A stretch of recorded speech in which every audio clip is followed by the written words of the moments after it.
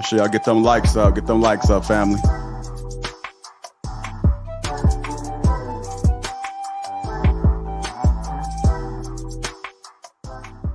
Shout out to the sponsor, T. Hanley.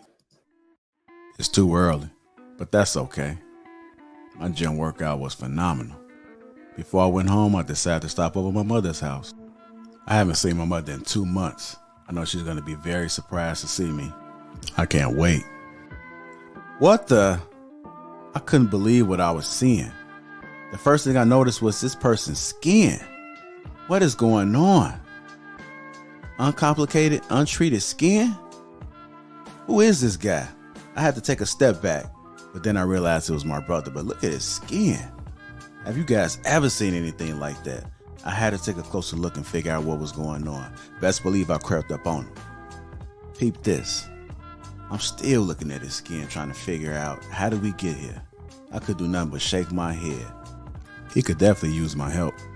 I had to get to the bottom of this. He definitely needed some game about his skin. I'm just staring at it like looking at it. Oh my God! Come on, bro. I knew what to do. I had to reach in my bag and get that T. Hanley. Uncomplicated skincare for men.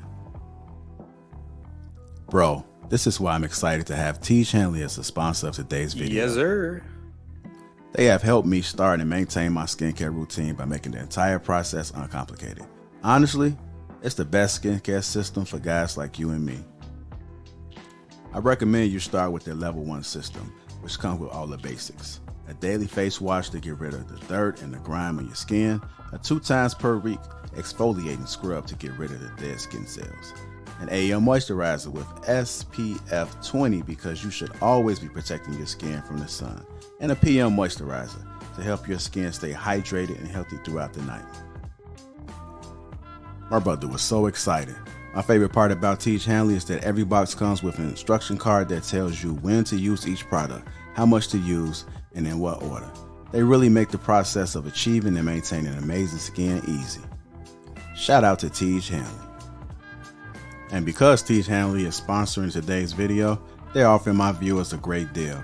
Just click the first link in the description, and not only will you get T. Hanley for the best possible price, but they'll also give you a free gift with your first box. Click that link and get started today for just $30. Feel the Teej. Let the Teej force be with you. That's right, y'all. Feel the Teej. It's go time.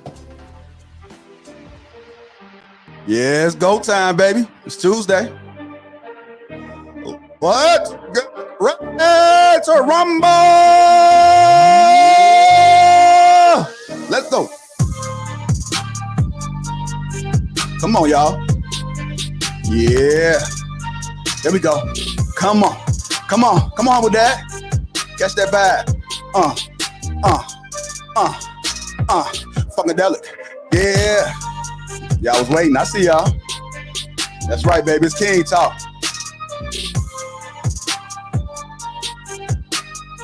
All right, y'all. Let me introduce the crew, y'all. Welcome to King Talk. We got Rella. We got Trill Crew Season. We got Ricky, Shan, Logic, Humble Dad, me, myself. I'm Lapeef J. Y'all, come on, y'all. Go. Go.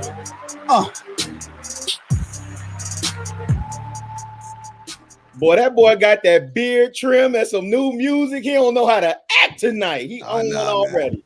I ain't even touched the lining, man. I just cleaned up around it. That's why I thought a 16 was coming. I swear. No, Trill said I'm too light skinned for y'all niggas, man. I ain't finna pound some bob and weave on y'all, man. There you go. There you go. How y'all doing, man? How y'all doing? Hey, man. Everything is everything, guys. Everything is good, man. Man. Peace to I see the gentlemen on the panel all got a glow tonight, man. That's what's up, man. Yeah, I gave everybody some tea, so it worked on everybody but Trill. They said his skin was too light to work. Well, there you go, man. Shout out to the sponsor, T. Hanley, man. That's a great segue for that. Appreciate that, man. I was just talking about it on Lapeef Network, man. It's a good product, man. Trill, it's good. You tried it out yet? Yeah. I tried it out earlier today, man. I like it. Yeah, man. Yeah. That scrub ain't no punk. I said that scrub ain't no punk. That ain't hard. Yeah. You gotta be careful with the soap though, man, because they got a scrub soap. So You know, just use it on your body. You know, don't use it in certain other places, man. Well, if you read the instructions, then you should know that. You know how black folks are, man. We just try to put it together. We start to use the instructions once we figured out we ran into a little stumble. So yeah, that's called backwards. Yeah. And then realize that we can't unscrew it out, but we're still going to unscrew it out anyway and screw it back in and hope for the best, right? Yeah, I think everybody on this panel really been using on his beard because he done scrubbed off his beard. That's definitely a fact. There you go, man. Let me see your eyebrows. Did you use it on your eyebrows, Logic, while you fade the pack? Let me see. Y'all know this is my favorite day of the week, man. Don't threaten me with a good time. Yeah, you know what? I thought Logic dropped off for a second of Screaming So Black. So welcome back. Yeah. Logic, that delayed laugh. I'm not sure if it was funny or not, man. Are you laughing at me or with me, man? What's up? I'm laughing with you, bro, man. It's good to be on Tuesday, man. Good to see you, brother. Talking about, man. Welcome to King Talk, you guys. It's definitely a pleasure to be back. We are live in Houston, April 23rd. So make sure you guys cop the tickets. That link is pinned to the top. And again, shout out to the sponsor, Teej Hanley. Copy you some tees, get that 30% off along with that free gift. That link is posted in the description. Get y'all a ticket, man. Get y'all a ticket, man. Tickets are selling pretty fast. I seen some people cop some today. Shout out to you guys. Go ahead, man. Get prepared and be ready to have fun the entire weekend, man. Saturday is the actual main event. But as Logic say, man, we're kicking it all weekend. Ain't that right, Logic? Big Trail, Shan, Rilla. As long as Logic got the bag for the strip club, I'm good. All right. You know, Humble Dad gonna show us that crib walk. They gonna have Shan go ahead teach him that crib walk. I'm definitely willing to learn though. Spell it That's out. what I'm talking about, man. We might do it on stage. Might all hop up and just do a little, you know, something like that. I hope it's not like that. Trill said, "Nah, bro, ain't nothing like that." Okay, I have more rhythm than that for sure. All right, man. Shout out to the Green Gang. I do see y'all, man. Go and hit that Green Gang in the chat for me one time, man. Go ahead and show off, members. Show off them emojis. Go ahead and hit it for us. Park, I see you. What's up with you, Shannon? My guy? Yeah. Good, man. I'm super good. Good, yeah, super I see you. Cassandra, I see you. Stacy, I'm shouting out all the Green Gang. Stephen Day, Stephen Day. Stacy, I see you. Again. Shout out to the Green Gang, man. Bro, man, I see you. That's what I'm talking about, man. Let's get this show started, gentlemen. Y'all ready? Yes, sir. I worked up a sweat, man. I turned this damn extra fan. I got to cool my ass off, man. Man, shout out Can't do it how I used to, man. Shout out to spring rolling through the U.S., man. I appreciate it. Shout out to spring, man. Yeah, that's what I'm talking about. All right, man. Well, y'all saw the title on the thumbnail. You know how we do, man. We like to do a little slow build up. Hopefully, we don't go too far off the rails, but we got Shan back today, so you never know. You never know, right? So we got the wild card. Hey, I got that shirt, Shan. Yeah. Where'd you get that shirt from? Man, I have to go to the website, man, like everybody else. Ricky, I seen it. I started and they have my card, but I promise you before the night is over, I'm gonna go ahead and cop that, man. Okay. So you guys go ahead and cop that shirt, man. Ricky created this shirt based off one of the strings, man. It's gonna be a hit. So if you want to drop that in the link, you can. Realize I said Ricky, not you. I see you set up already on the keys. No, go ahead. Yeah. I'm not a mod yet, right. So I can't post links. So go ahead and knock that down, really. You know what I'm saying? I understand I'm the forgot man. Okay. You know what I'm saying? Okay. But I come through clutch like that. It's all right. You know, I'm on your ass tonight, brother. We're gonna save all that towards the end of the stream. You know, we're gonna be here. We're gonna be, you know. That's what I'm talking about. Yeah. I appreciate it. All right, y'all ready? Church say amen. Mm-hmm. Look at Logic. He on the ones and twos, boy. Man, you be on point. God, look at that shit. The bag will be the death of you. You know the rest. You know. I gotta give me one of them. Do I get a discount, Ricky? Black man discount? Shit, hell no. Black folks always want a discount, right? Hey, did Polo get a discount on that hat? That's what's Big up. bad boy. I see you, brother. I see you. Snuggle66 said drop the link. Shout out to Red Lipstick Vibes. That's what I'm talking about. She definitely came through. She went green. Now you got access to the emojis. I'm trying to show off now, Red Lipstick. We don't need you being extra in the chat. Let's go ahead and get this shirt started, man. Let's get this shirt. Show started. Slow down, Jay. Slow down. As I was stating before, we like to do a slow build up. So we will get to the topic. So I don't want none of y'all people in the chat and some of you people that are sitting on your couches talking about what they talking about. We're going to get there. But we're gonna do it the King way, how we do it. You know how we do. Church say amen. Amen. Amanda. There we go. Amanda. Amanda. I told you Shan starting already. Shit, Trill said that. I'm repeating what Trill said. Oh, Trill said Amanda? Yeah. He taught me something new. Well, like, I'm gonna do how the folks do it, man. They all sound the same. Hope y'all don't counsel me. Oh, let me. Anyway, how much control do we have in life? How much control do we have in life? I want to start there. King Talk, we do like to talk about some serious topics, even though I know it's some things that happen in between. But this is a serious question. How much control do we have on life? You don't have to be long. You can be brief. However you want to chop it up. Go ahead, Rick. None. The only thing you can control is how you react to it. You ain't got no control, bro. You ain't had shit to do with you being here. The fuck. You ain't had nothing to do with you being here. You think you got control of the train, bro? No, you got control of how you react to what happened to you. That's it. That's all. How you handle it. Right? It ain't on you. It's in you. You feel me? That's all I got to say on that. You got to be there to know. If you ain't, then you'll get there eventually. Anybody? Yeah, I don't know if you heard me. I was just talking about this on Kay and Kayla last night about the element of control. Matter of fact, because I said it last night. Hey, y'all can go first. I clean up. All right.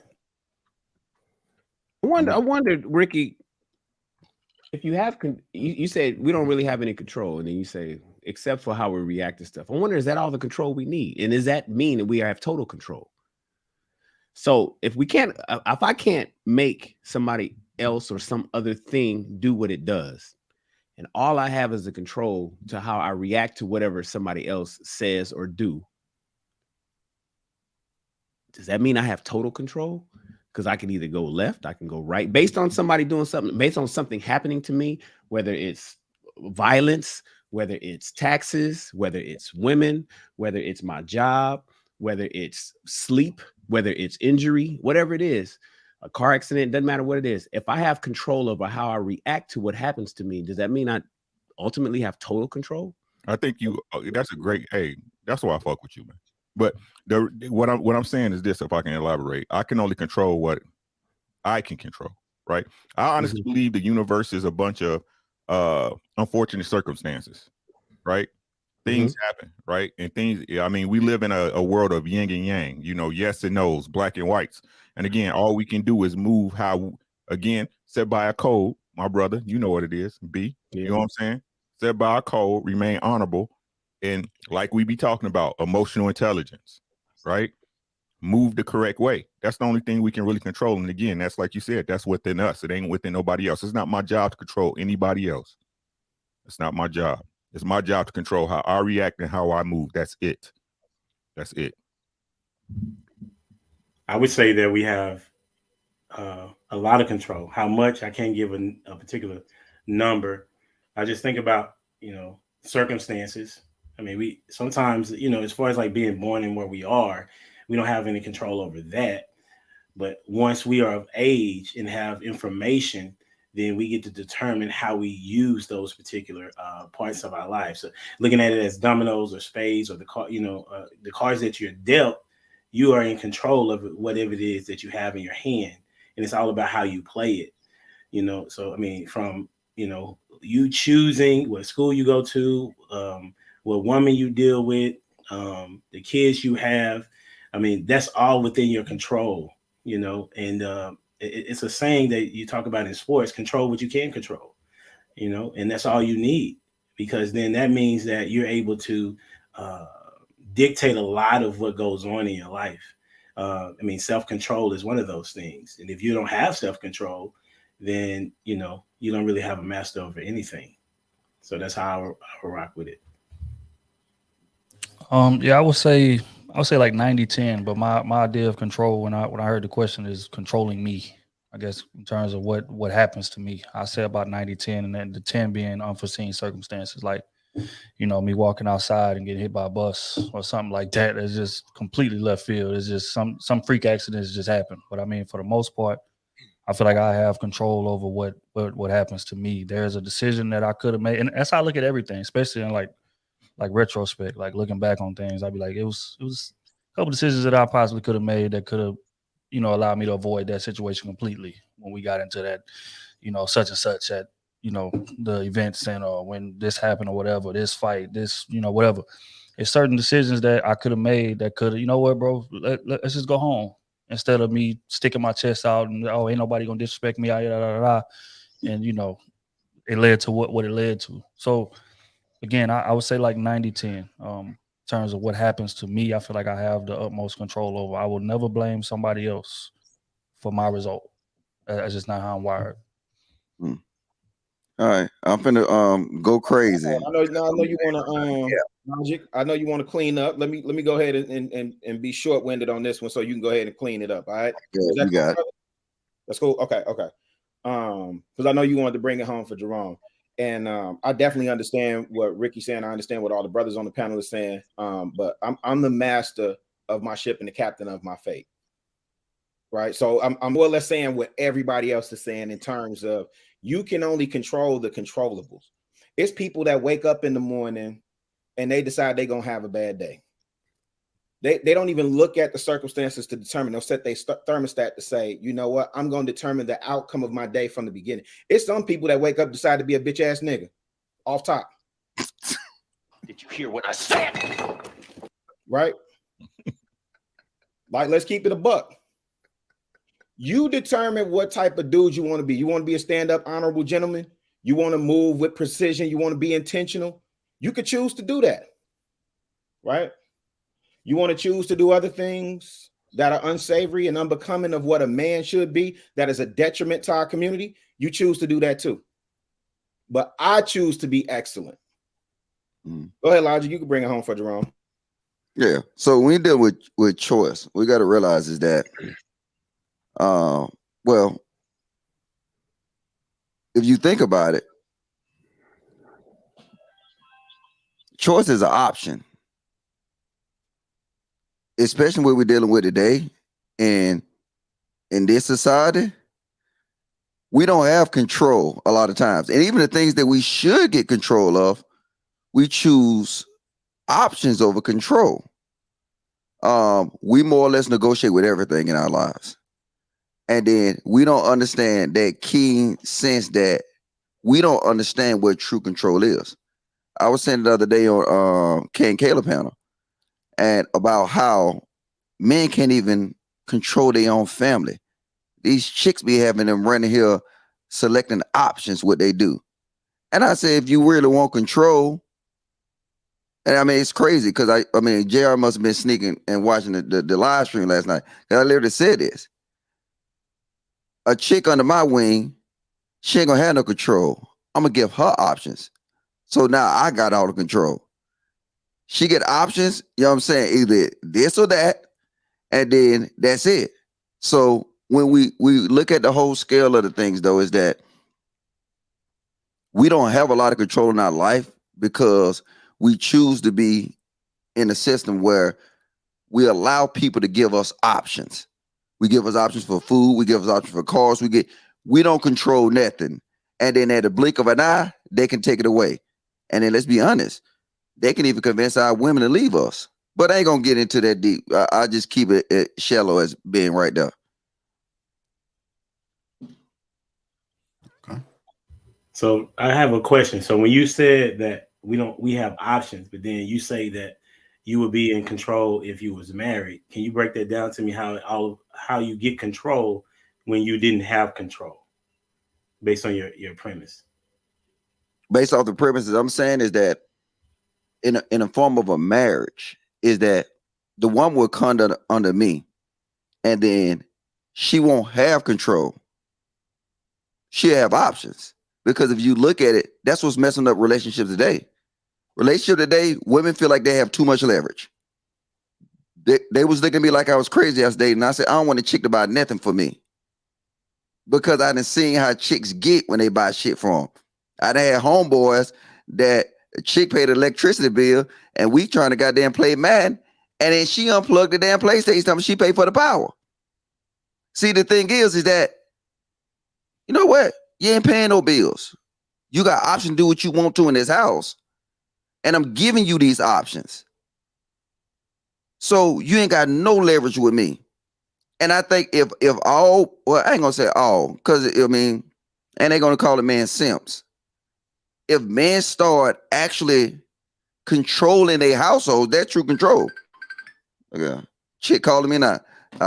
If chicks start controlling, if you know what I'm saying, dudes start controlling their households, you'll start seeing that women actually will accept these options, and they ain't gonna accept options because they want control just like men. I hope I answered your question. So, Logic, can you point to like a real life example of somebody that actually has control that we could look and say, oh, this person definitely has control? Me? That's why I'm single. Is that control or is that option though? You laid out a case for options and how we really don't have control. So like you're choosing to be single. Nah, I'm single because a woman have to understand that with me, she got options. And she don't have control. Look, do this, do an experiment, right? Tell a woman this tomorrow, right? Do an experiment. Go out on the street and tell a woman, say, nah, you know what? You're not gonna do it this way. This the options that you're gonna do. See, this is crazy. The women will accept that in a job, they accept that in their environment. But if you tell them they got options, they will tell you that you fuck you. What's the word these chicks use for these men today? You misogynistic or some shit like that. You controlling. They got options everywhere else. You too controlling. You too controlling, Logic. And I stay single until the day I die, only because if somebody come in, she have to understand that the controls lies with me. She only have leverage through options I give her. Wait, so but if I'm going off your logic that you laid, if I'm going off yeah, you said that we really don't have control. We have the illusion of control and we only choosing options.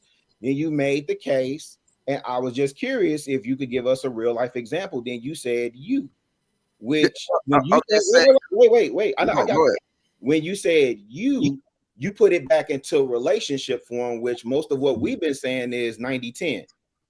Right? You can only control the controllables in terms of what you can manipulate or affect or assume accountability for. So I'm just trying to like if you say, oh, look at Donald Trump, he controls, and then you make a case for that, then that's a real life example we could point to, understand, and see a point of reference for your example, if that makes sense. Well, I'm gonna give you another one though, and I ain't gonna prolong this topic, but I'm gonna give you another one, right? So just take it out of relationships, take it based on culture. Every other culture build up their man, correct?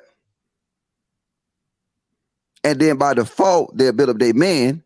It will automatically lead to their community being built up or their family being built up. Then they move from the family to the community. And then next thing you know, you'll look up and they'll have a established nation within the American ranks. See, we don't start on them basic premises because we don't even control men. We have no control. So that's why our community jacked up. That's why our families jacked up. And that's why we have no nation, because we haven't established control amongst our own ranks. And we can push it to them women. And we got to start. That's how it got to go. Yeah. Check out Sage Talk on Sundays. See, I think like men do have the control. I just think a lot of men choose to bend their backbone according to like what that woman wants. So at the end, you do have control. You just choosing the least attractive option. Example is the easiest option. Right. The easiest option. Right. And the example is this, right? Just like you said, like women are going to do what they, and for one, I just want to just commend you for that, that your belief that women are going to follow logic according to who's paying bills. She's not gonna cut the station off just because you paid the electricity. That's not realistic. But I understand your point. I'm gonna let you cook with that. Shit. But tried trail. I'm telling you, it worked. Bruh. If there's nothing else I know is that women don't give a damn about logic or what makes sense in the moment when she mad. She mad at your ass. She coming and plug that PS5. I don't care. You pay every single bill in that house. But that's neither here nor there. That's another discussion because I don't want to sidetrack the point you was making. What I'm saying is this though. If a man like really stood on, again, we talk about non-negotiables and things all the time and stuff like what a man's not willing to bend on. If man stood on that more so, we wouldn't have to overtly dictate, quote unquote, or strip power from women or whatever. It's a situation where it's like this is the get with it or get lost program. I'm running my ship this way. I'm going this way. This is the decisions I want to make. You agree with it, jump on the ship. If you don't, move around. But that's not what men do. Men will say, I'm running my ship this way, and then we'll run into a bad chick or whatever, and then you get the bending shit. You get okay, yeah, you know what? I mean, I know I said I wasn't gonna allow this, but she bad and she gorgeous, whatever. So I guess I can let that slide. I can let this slide. That's what men do, based on sex. And Even look, in love, bro. Instead of just saying, you know what? Fuck that. I don't care how she look. I don't care what she's bringing me. I don't care how great the sex is, how good the head is. Yeah. My standards are this. You don't meet them. You can either jump on the ship or you can remove yourself. If most men move like that, then we would get the results that we want. But again, that's not us not having control. That's just us choosing the path of least resistance. And I feel like that's what the problem is. Even in love, man, you got to be willing to lose it, bro. That's just the truth of the matter. Even in love, you got to be willing to lose it. Right? Because until you're ready to lose, you ain't going to win. Until you're ready to lose it, you ain't going to win. Right? I ain't saying I'm not saying everything's a one-way ship. As I said, this is your helpmate. This is your assistant, right? She's here to assist you. So we're going to talk it down. But I'm talking about if you got them things that, disrespect, you know what I'm saying, should be stopped at the door, right? Disrespect should be stopped at the door, right? That's like, I don't get why, like, I ain't never called my wife out my name, her name ever, bro. Never. Because I don't want you to call me out my name, right? But if you coming out of pocket, it's a wrap. It's a wrap. You gonna get a think about it ticket. You know what I'm saying?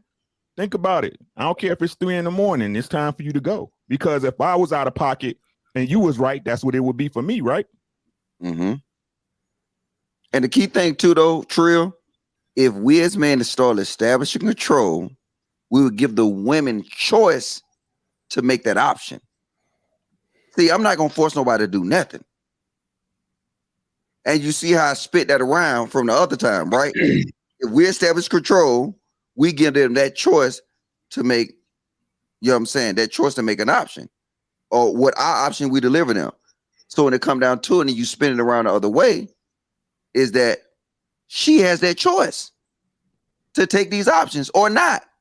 But the thing is the reason we're in the situation we're in now that you see black men don't have control. Because let's say if 5% of us actually say, you know what, we're going to start establish control in our household. We're going to start giving our women options so we can make sure that our household moves accordingly. And then now we can be accountable. So won't be no talking points about who's responsible for this. Nah, I'm responsible for it. I'm responsible for it. So now won't be no more. Imagine if man took control over their relationship and women oblige. You wouldn't have no manosphere. When none of these channels exist right now? Because we already know who to blame. Oh, hold on, wait. She under his. It's his fault. And I'm ready to take that blame. But before I take blame, somebody got to come under here. They got to present. I present them options. And they got to accept it. But wait, I'm sorry, I'm still stuck. I don't want to throw this off the rails, but we talking about how much control do we have in life, and we centering the argument around what we do with women. What does that have to do with my life? But Logic gonna always move that to women. So He gonna bring up the girl. Listen, I don't even know why you went there. That's what he. But then, wait, Logic, wait. No, because you talking about. I sit here and laid it out for you.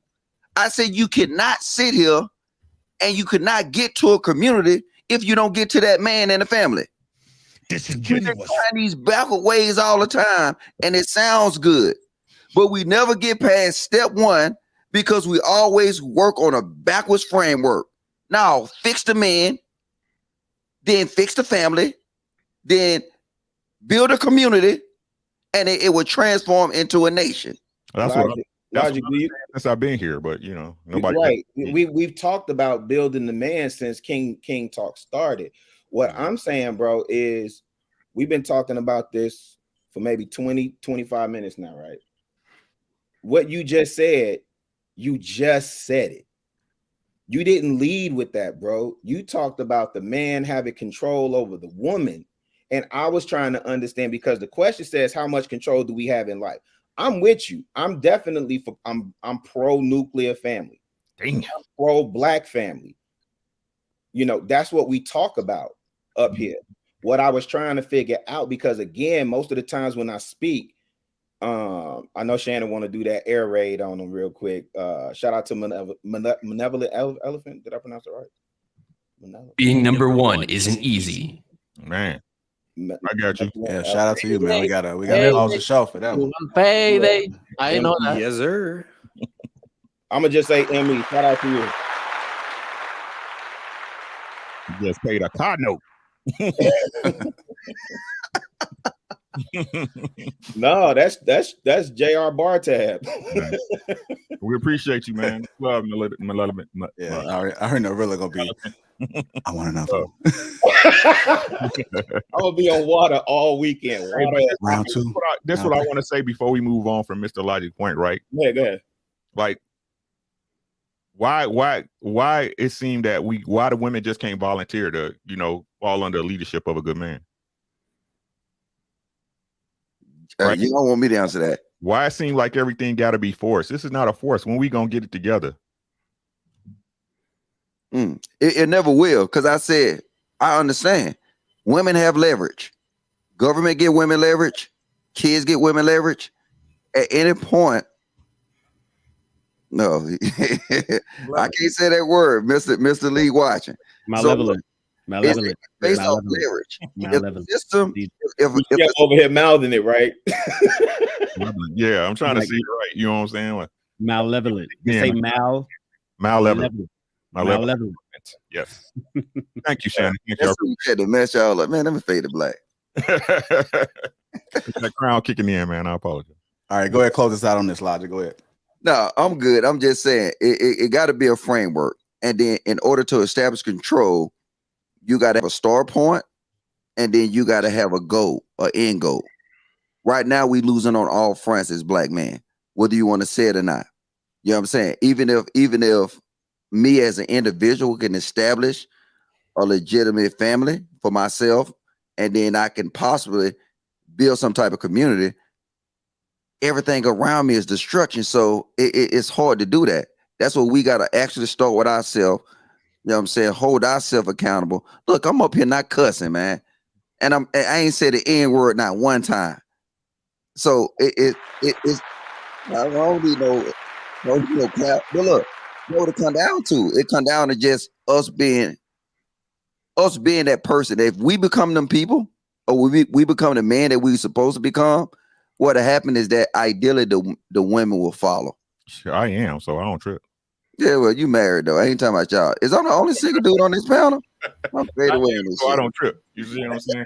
That's what I've been saying from the get-go, man. You know what I'm saying? But it shouldn't be no forced reality, bro. Like I said, that's what I said before on the King Talk before. Like, if a man sitting there doing what he's supposed to do 100, what's the problem with you? Right? What's the problem with you? If this man is showing you consistency, bro, and he got you in all facets of the world, what's the problem? Right? And I was thinking about this today. I know this is going to be a little bit off rails, right? But you see all these posts and everywhere and talk, and not just posts, but ladies talk like this. You know what I'm saying? Oh, women rule the world. Da da da da. You know what I'm saying? Women ain't nothing, and women can't do that. But y'all don't take responsibility for a goddamn thing, right? How can y'all be the superior sex or species when y'all don't never take responsibility for nothing? Behind every great woman is a man hitting it from the back.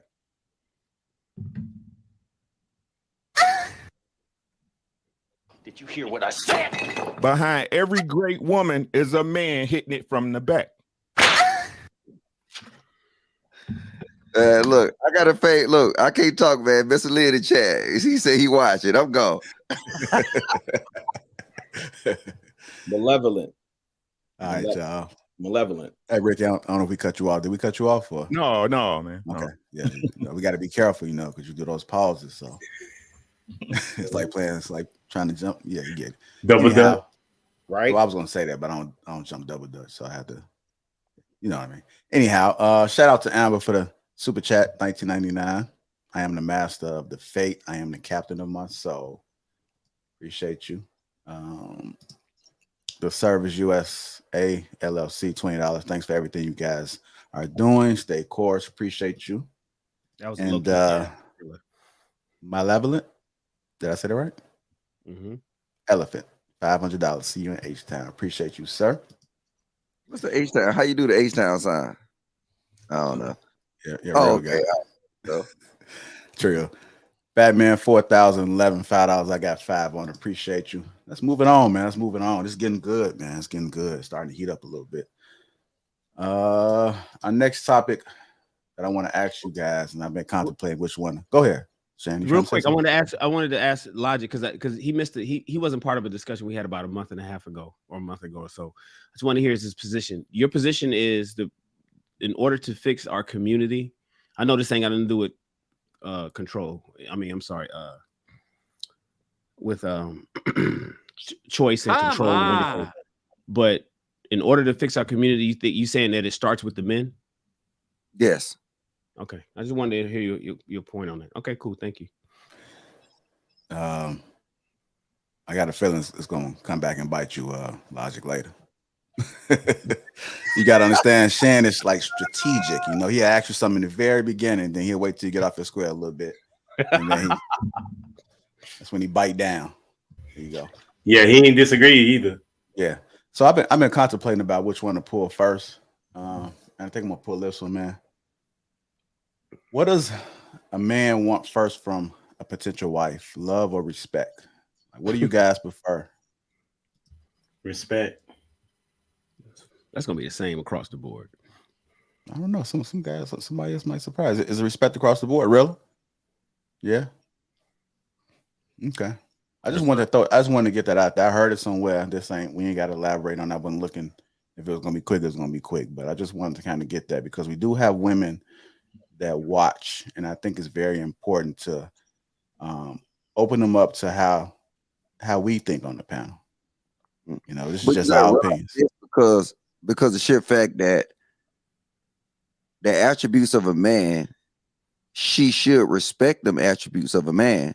So by default, you know what I'm saying, it will automatically go to love. But you can't do it the other way around. Chick says she loves you or whatever, she loves you smashing her or something like that. At the end of the day, but she still don't have no respect for you. But if you have respect for somebody and she have respect for the things you do, say, and how you move, as long as you're moving correctly, it will equate or it will leverage to love. Well, here's the thing, though, Logic.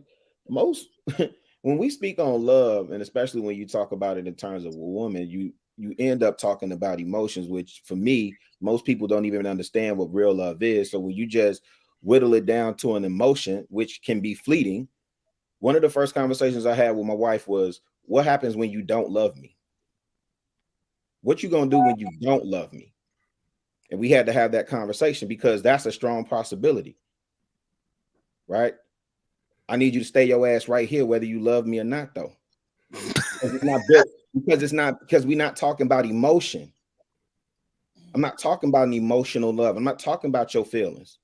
Because you're gonna feel one way one day, and then you're gonna feel another day the next. But when we talking about real love gonna keep you centered right there. But I would ask the gentleman, why respect over love? Why is that respect so important to us? Because the ladies in the chat are listening. They may want to know why is respect so important to us. We have an ego. You know what I'm saying? To some degree. And so when we're talking, we're wanting undivided attention. And when we're leading, we want you to be able to go in the way that we're going. Respect, in my mind, is a form of love. It's just how we feel appreciated and needed. And so when a woman respects you, she's sharing with you that she appreciates how you lead her. You know what I'm saying? In some regards, I think that out of, you know, when she does respect you, you get a totally different woman as opposed to the one that just says that she just loves you. You know, she's very aware of your integrity. I mean, she's getting into the inner cores of you. You know what I'm saying? In my estimation, when you talk about respect. I mean, to us, you know, to me, respect is something that can be maintained. Love is fleeting. You know what I'm saying? Like I said before, and the other, like, respect is given off bat, and then I build on top of that, right? Only I can take that respect away, right? Only I can diminish that respect. So again, like I said, if you right, it's easy decisions to make.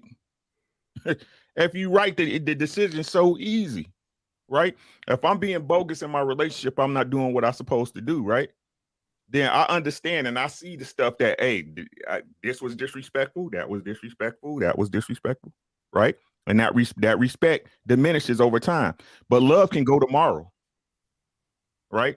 Like women, I want to be happy. You ain't gonna be happy every day. Y'all done heard me say this a million times. Happiness is fleeting. Love is fleeting. Respect, as long as I maintain it. Again, what you say, JR, control, right?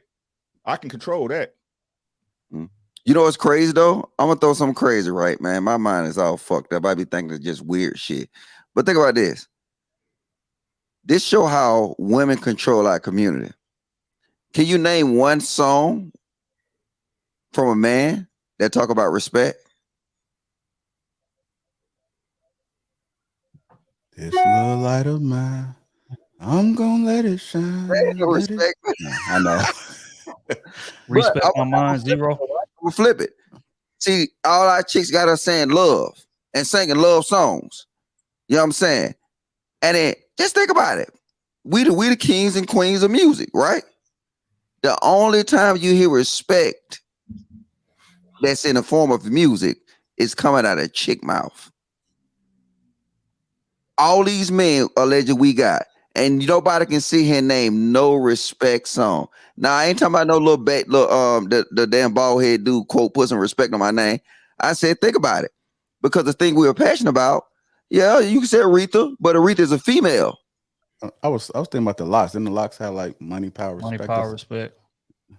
Zero. The reason why we never really sang about it, we didn't, because for men that goes without saying.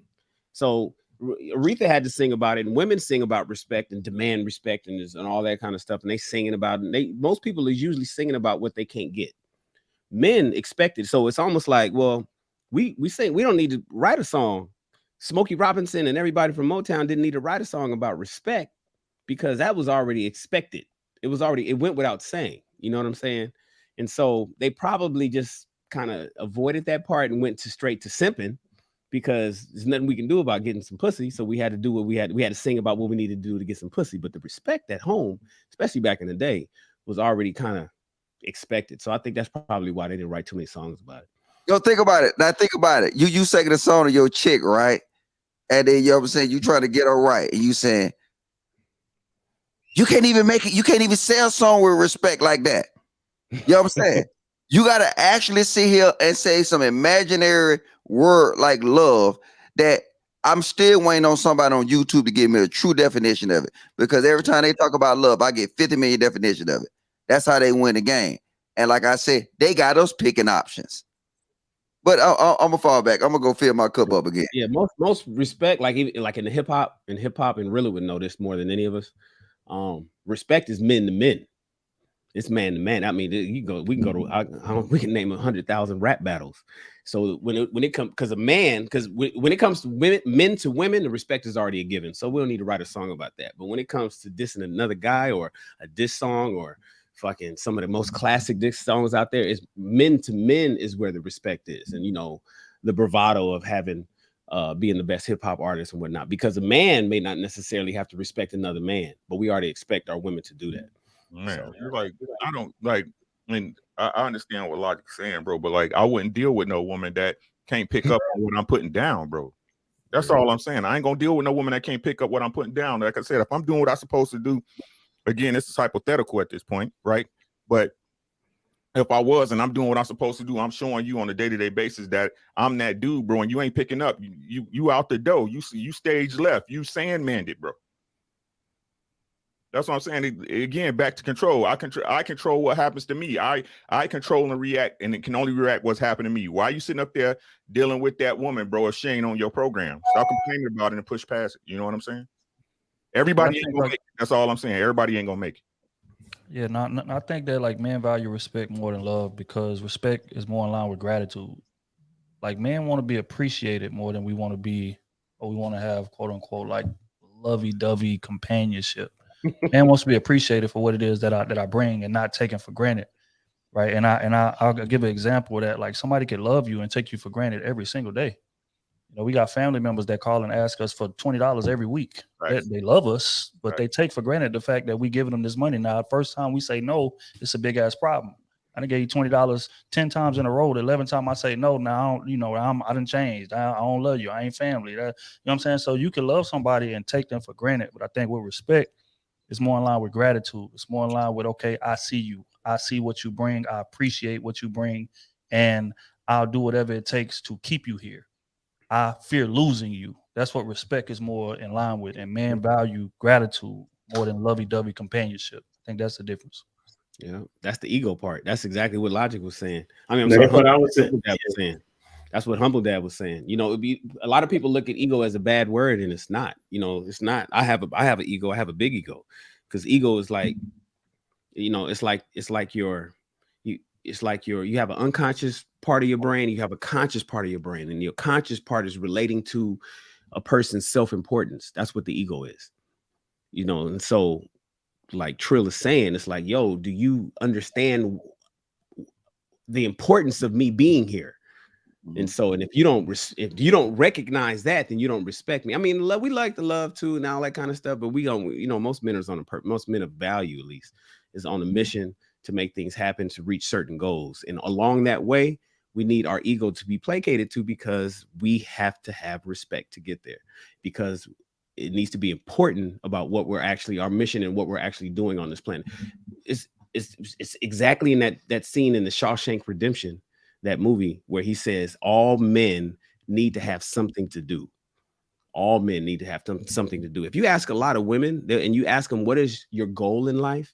A lot of them will tell you, really, I'm not really sure. I'm not really sure. But you ask most men that, they know what they want to do. Okay. All right, y'all. Make sure I get them likes up, man. I'm catching some feedback, and I'm hearing the likes are down. The likes are not matching the viewership. So if you guys can take a moment right now, get them likes up. And while you guys are doing that, also subscribe to the channel. We appreciate all the support. Green Gang, I see y'all. Man, there's so much love in the chat. I see you, Q. Go ahead and get them tickets to Houston, man. Q is plugging in heavily, and that link is pinned to the top of the chat.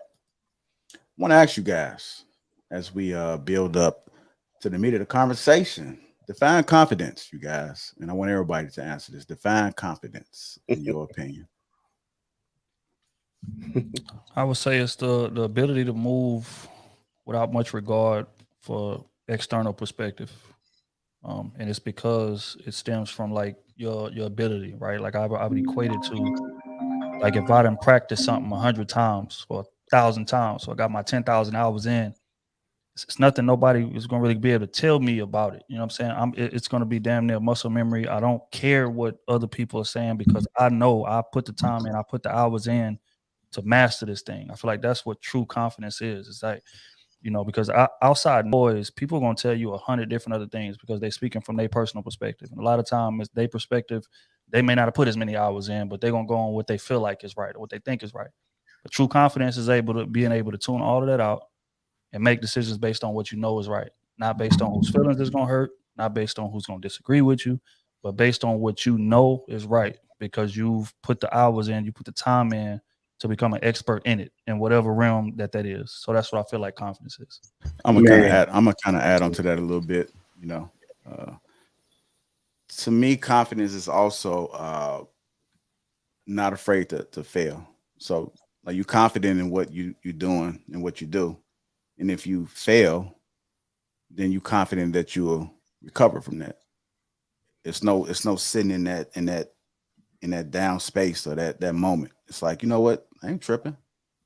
I get back to it. That's confidence to me. I just wanted to add on to it a little bit. But go ahead, Humble Dad. Yeah, I was spot on with what Trill was saying. What come to my mind is confidence is when you are so sure about what you're saying or what you're going to do. It doesn't matter if 1,000 people or 1,000,000 people disagree with you. You're going to stand on your square. And that comes with, like he said, it comes with repetition. It also comes with, understanding what failure is and being able to move quickly and not stay in the disappointment, right? And so confidence is a matter of you as an individual seeing that you have achieved something. Hopefully this is how you see it. I've achieved something once, and I know the process in which to get to that particular point. So I can apply that exact same process to something else or anything else. So I would say that that's what confidence is. I think JR read my mind tonight. Look, I'm finna stand on my same. I'm staying in the same place. Confidence is that ability to take control of a situation, analyze the option that you about to give, and demand it. That's it. That's confidence. If you fade to the left or to the right, and you say, no, well, let's add another option in here, whether it's men or women. It's just not with women. If you can be shaded to maneuver, not stand your ground, then you lack confidence. And I'll repeat it again. Confidence is that ability to take control, analyze your situations, and to give people options. That's confidence all day. To me, confidence is simply being aware of what you are. That's it. I know what I am. It doesn't matter what you think. It doesn't matter what the world think. I know what I am. I know what I am capable of doing. And if you don't like it, so be it. Period. Stop. Point blank. You ain't gotta like the way I think. You ain't gotta like the way I speak. You ain't got to like the way I express. This is me. And if you don't like it, oh fucking well. You know, you said what I said, Ricky, but you just said it in the hood way. I'm gonna start calling you the Pooka of the show now. Salute for that, though. Oh well, it's understanding everything. I know my faults. I know my strengths. I know what I'm scared of. I know what I'm not scared of. It doesn't matter to me, bro. All that matters is the result. That's what I'm working towards. And if you don't like it, so what? It ain't no, oh, that's Ricky truth. No, I'm gonna tell you the motherfucking truth. And if you don't like it, guess what? So what? No disrespect. I wish you a great life. As boxers say when they don't want to mess with you, I wish you the best in your career. But I'm going to give it to you raw, no chasing. If it's me, I don't care. You ain't got to like me. I ain't built for everybody. But I know what I am, and I'm a man. I'm a man before I'm anything. Right? And it's not what it means to you. It's not what it means to nobody else. It's what it means to me. I got a code. I understand it's honor amongst men. Not pookies, not bitch assness, men. I understand the difference between a woman and a female.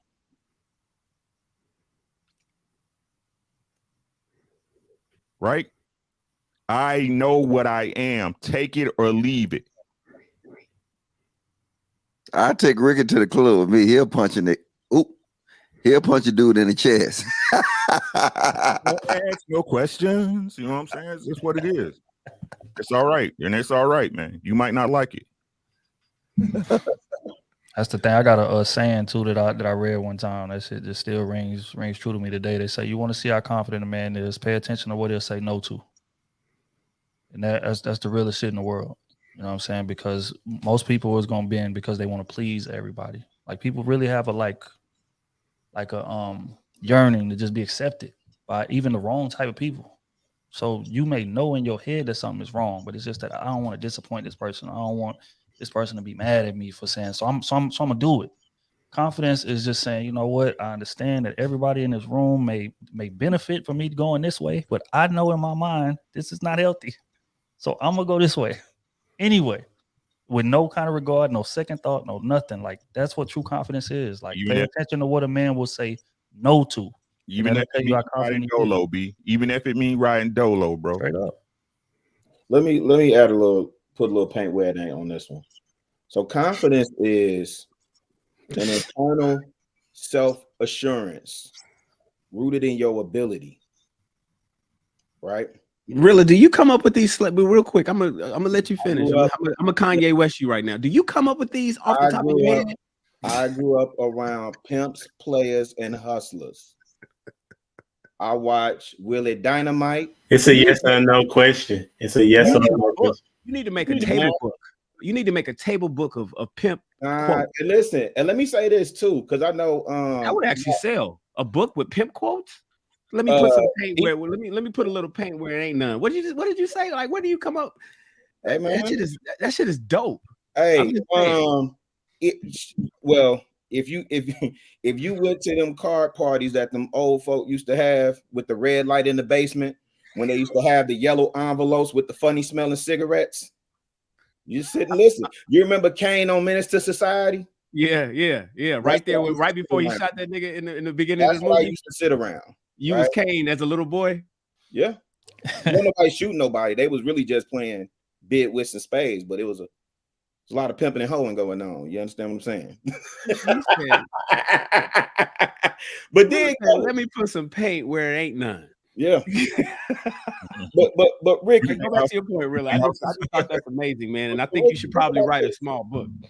Man, go ahead. Hey, Shan, we're gonna close that deal behind the scenes, man. We're gonna let Rawls Enterprises oh yeah? Yeah, we're gonna let Rawls Enterprises. Don't I got a writer. He'll come in and he'll call you every day. Enterprises publish it. But think about this. Think about what I said. It's an internal self-assurance rooted in your ability, right? So when you think about, and this is for the young bloods, right? Because I know a lot of young bloods don't know what it means to put their dick beaters up. When you get to running off at the mouth, you don't know what it means with this, and you want to come with this. Ricky, think about them stories you was telling where Cass was trying to rat pack you and you had to take them. How many did you take on? 3 or 4 of them you said at one time? 3 on. Yeah, 3 on. Based on what? Because you was used to putting them dick beaters up. Yes, That's sir. confident. I don't care if it's 10 of y'all. We gonna squab up. We finna get it in. Let's get it then. Right? And I think, and to be honest, I think if young bloods really want to build up their confidence when you get to running off at the mouth, put your dick beaters up. That'll develop your confidence real quick. You'll never be scared to shoot your shot at a woman once you done got popped in your mouth one time. Right? Part of the game. Say, when did you all develop your confidence? Like for me, I didn't really have any in high school, but not until I got to college and I pledged, and then my frat brothers were like, they were men. You know what I'm saying? And so I was able to see how to approach women, people in just different situations, which kind of built my confidence up. And then I seen it play out that what they did, I applied it, and then I just continued that. Like when was it for you all? Hold on. He did segue into one of my questions, so I got to go ahead and give my credit. Go ahead and put it out there. But the question was, can you learn how to be confident? That was one of the questions. So since you segue into it, let's go around the panel. Did you always have confidence? Confidence is taught. It's a learned skill. Yeah, it's a learned skill, Shannon. I agree. All right. So I guess Humble's that question too was, when did you guys learn it? 8th grade.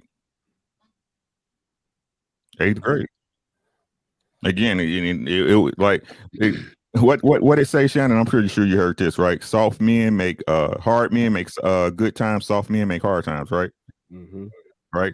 And that's really what's going on, and it's kind of a byproduct of what's going on today. When I was in 8th grade, I had this dude named Crunch. I went to Bremont Elementary, really, over there on Jeffrey, right? Dude named Crunch, Will Whitman, right? Whooped my butt for 3 summers straight, 3 school years straight. Mollywopped the kid. You know what I'm saying? Got to the point where I'll run. Now my uncle David Crater, he dead now, but he was somebody back in the days, right? Talked to him. He was like, it don't matter if you get beat up, bro.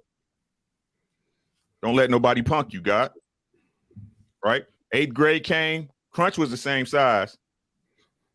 I grew, he didn't. Right? So 8th grade, when I came back to school, I had started boxing. So it was on and popping at that point. You see what I'm saying? Right? Followed me around to the dentist's office over there on Euclid, right? And it got the going. Right? And this was my day. Right? And it got real ugly for Crunch real quick. You know what I'm saying? And at that point, it just put in my mind, hey, it don't matter if you lose, bro. It don't matter if you lose. The point is to leave the whole point is to leave a message. It's to send a message. That's the whole point, right? If you come here, you better bring a lunch. Now, is it an arcane way, an idiot way to come about it? Yeah, bro. Right? But this is what it took. Right? Like in Chicago, look, bro, like I'm telling y'all, Chicago back in the 80s and 90s, bro, like if you wasn't with it, you was gonna get ate. That's just the honest to God truth. Right? Right now, these kids, they shooting, they don't ask no remorse. You know what I'm saying? But back then, you got jumped for everything. Your Jordans, your pizza, your chicken, your lunch. It didn't matter, bro. Right? It was just my time. And at that point, I don't let nobody punk me. I don't care who you are. That's why I tell y'all power is relative, because if it's a man that's doing something to me, everybody can get touched. Hey, Ricky, what did you say this guy's name was? His name was Wim Whitman. No, what you call him though? Crunch. That was his nickname, Crunch, yeah. Oh, okay. Right? That's why I tell everybody, you know what I'm saying? Everybody can get touched. We men. You bleed like me. It's all dependent how far you willing to go. Salute to my dude Crash. Down south, we don't have no names like that, man. That's a Midwest thing. There ain't no mid boy Logic. You man, cut the cap, boy. Some of them names y'all got down there in Atlanta. City boy. You better stop. Yeah, I messed with Ricky though. They'll try shit on my city. His name was Crunch. All right, y'all. Let's keep it. Let's keep mine it moving. It was young for me.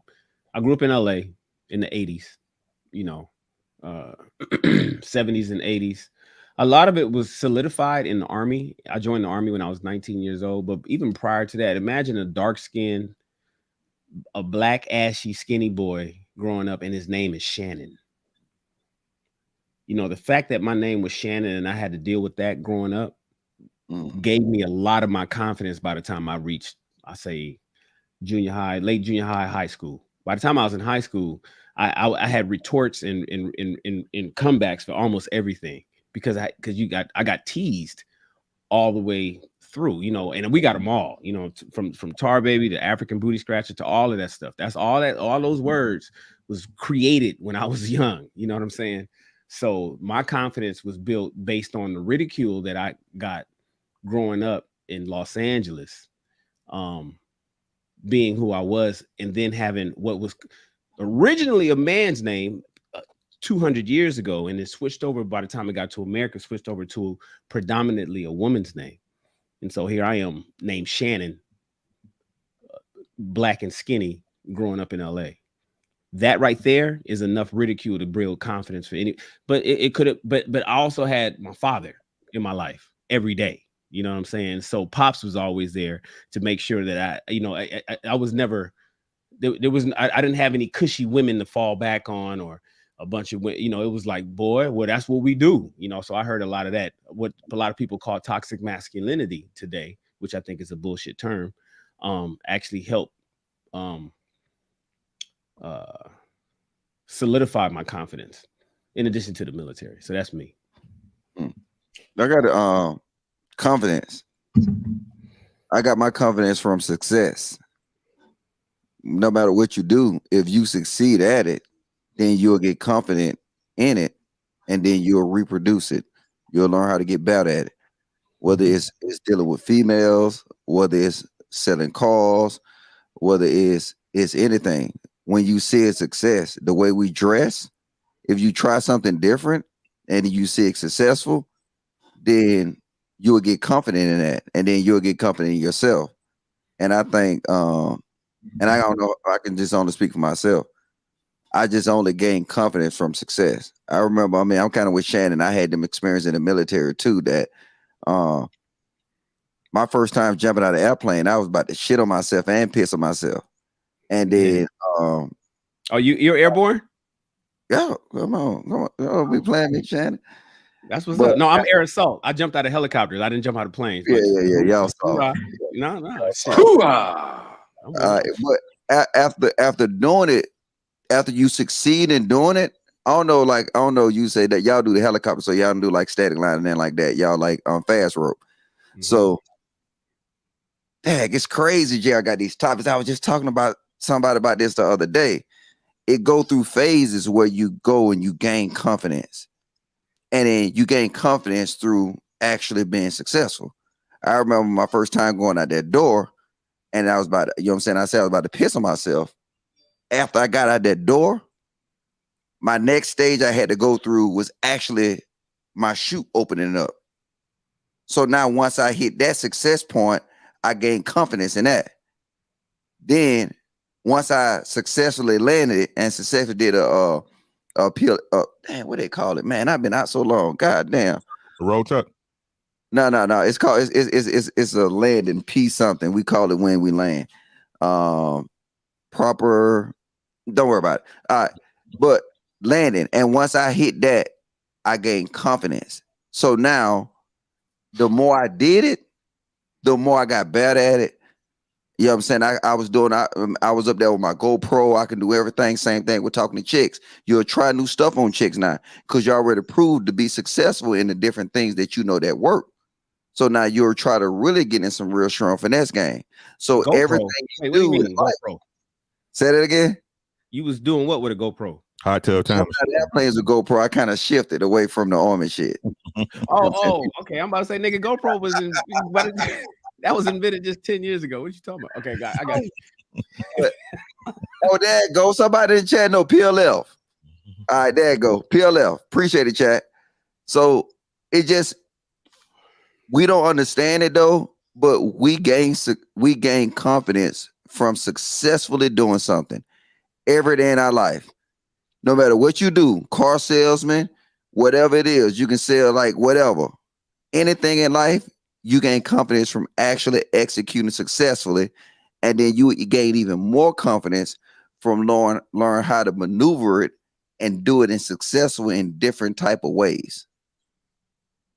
That's it. Did everybody go? Humble Dad didn't go. No, I think Humble Dad did go. He went. Yeah, he was the one to ask the question. Oh, my bad. Yeah. No, I would say that my confidence came from playing football. I think I pretty early. I think probably like 4th grade, 5th grade. When I first started playing, for when I come from a family of people who play ball, my daddy, my uncles, my grandparents, everybody. You know what I'm saying, on both sides. So it was like naturally destined for me to play, right? But then I started going to some of the trials and the practices and stuff, and I'm saying these people just getting hit, and I'm like, I don't know about all this. You know what I'm saying? Especially when you're that young. But my dad knew that how my temper was, so, and then he knew that I come from that family, so he knew that I'd be able to adapt or whatever. But back then I was unsure of myself. But again, I was so young. But then I came out there one day and as coach would say, moved the man against his will for the first time. You know what I'm saying? And it's like, damn. So not only do he respect me, but everybody around is like fascinated with this. Oh, so all you got to do is just dominate somebody, right? And then you get the respect that you're looking for. You get the, praise. So I just milked that. So, and again, I was a safety / receiver, right? So I'm hitting people every day in practice, hitting people all day in practice. So I got a reputation as being a big hitter, and then with that transferred to real life. Just, became known as like a, I don't know, it's kind of hard to put it, but like just tough, like he not to be played with type of situation. Plus I was arrogant, you know what I'm saying? So it's just that I think was like the start of it. And then as I get older, going into what Logic said, as you become successful with things, it just kind of feeds it. It's like a snowball. I got in school and I was top 5 in my class academically, and I was handsome, so a lot of girls is liking me. I'm good in football, and my name is in the paper every week, and that type of thing. So it just kind of just snowballed into me feeling damn near invincible. You know what I'm saying? So, but as far as the start of it, I think it came from football when I was young. The first time I moved a man against his will, that's when the confidence came. Yeah. So go ahead, JR. My bad. No, go ahead. Go ahead. So I was gonna say for me, I know for me it came like end of freshman year in high school.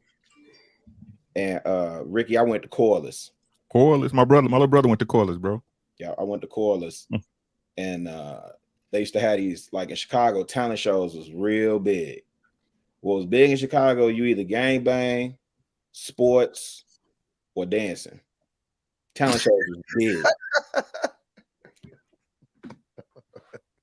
I don't get it.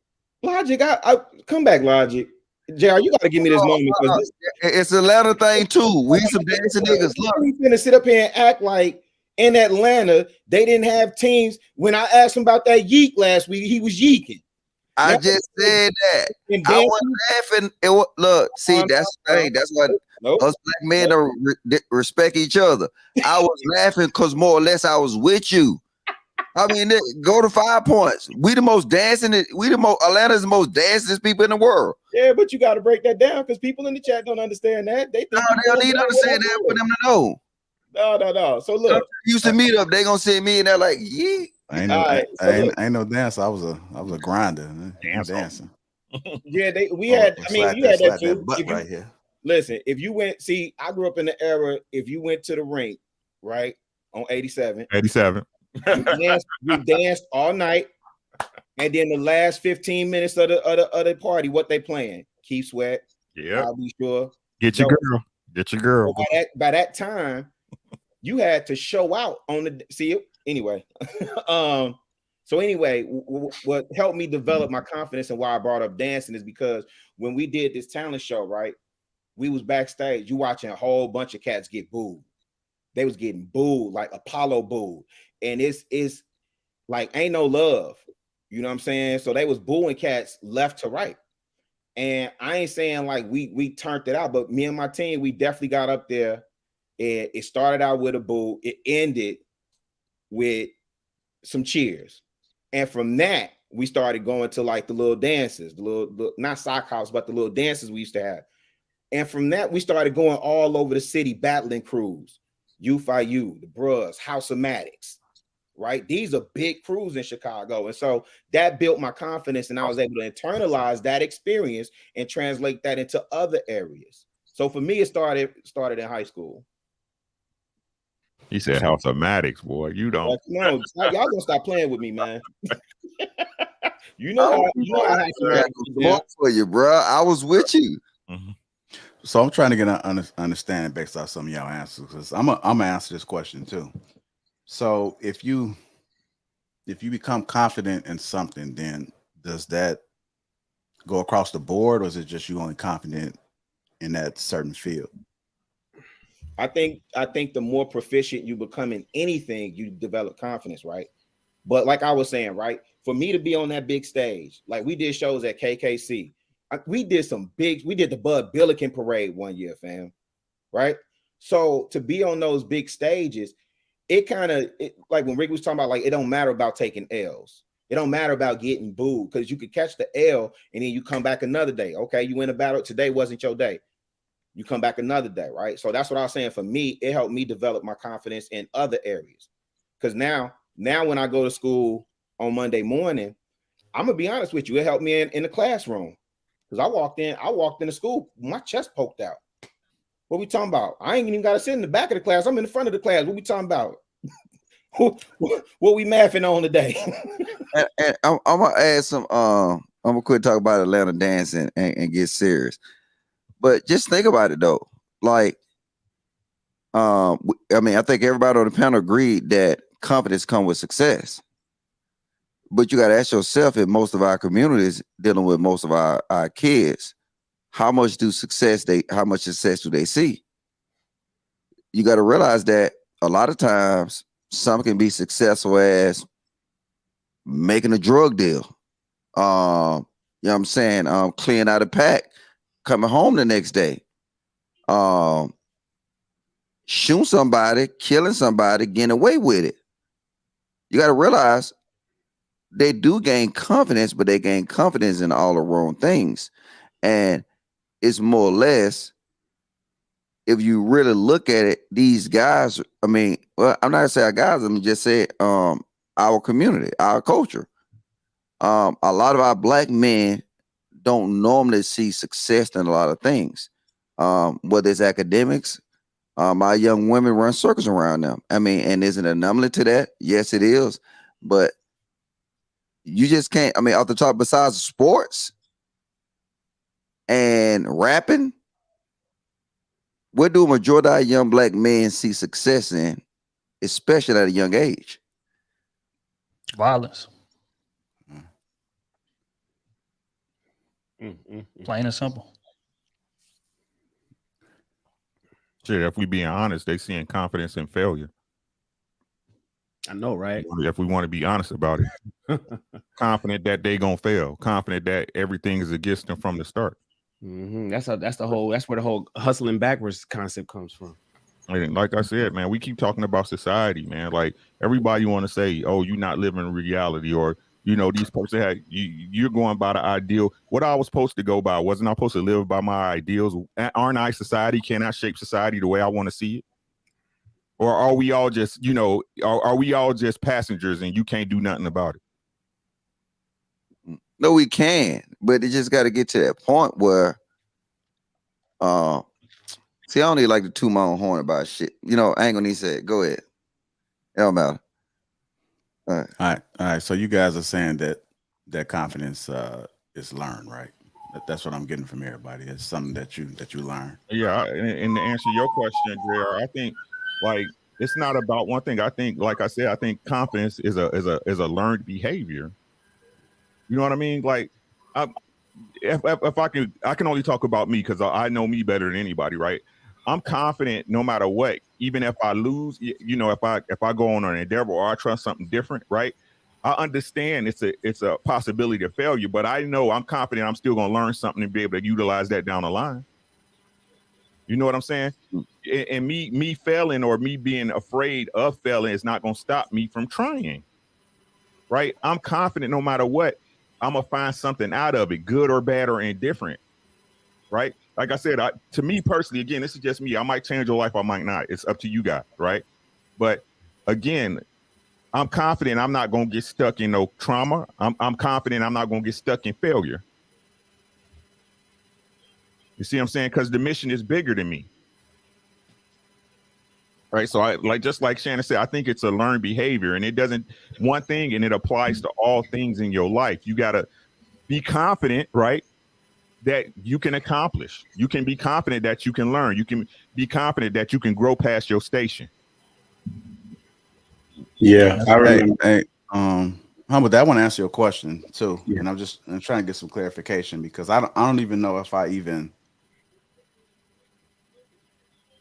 used the word or looked at the word confidence until prior I was an adult. So, would you guys say that confidence is associated with like you doing whatever it is you want to do no matter what?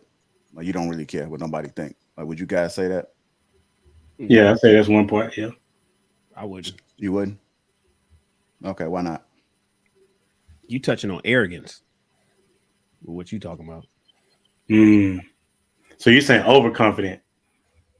Well, confidence is kind of like knowing your abilities and probably displaying that position. Arrogance is more being boastful about your abilities.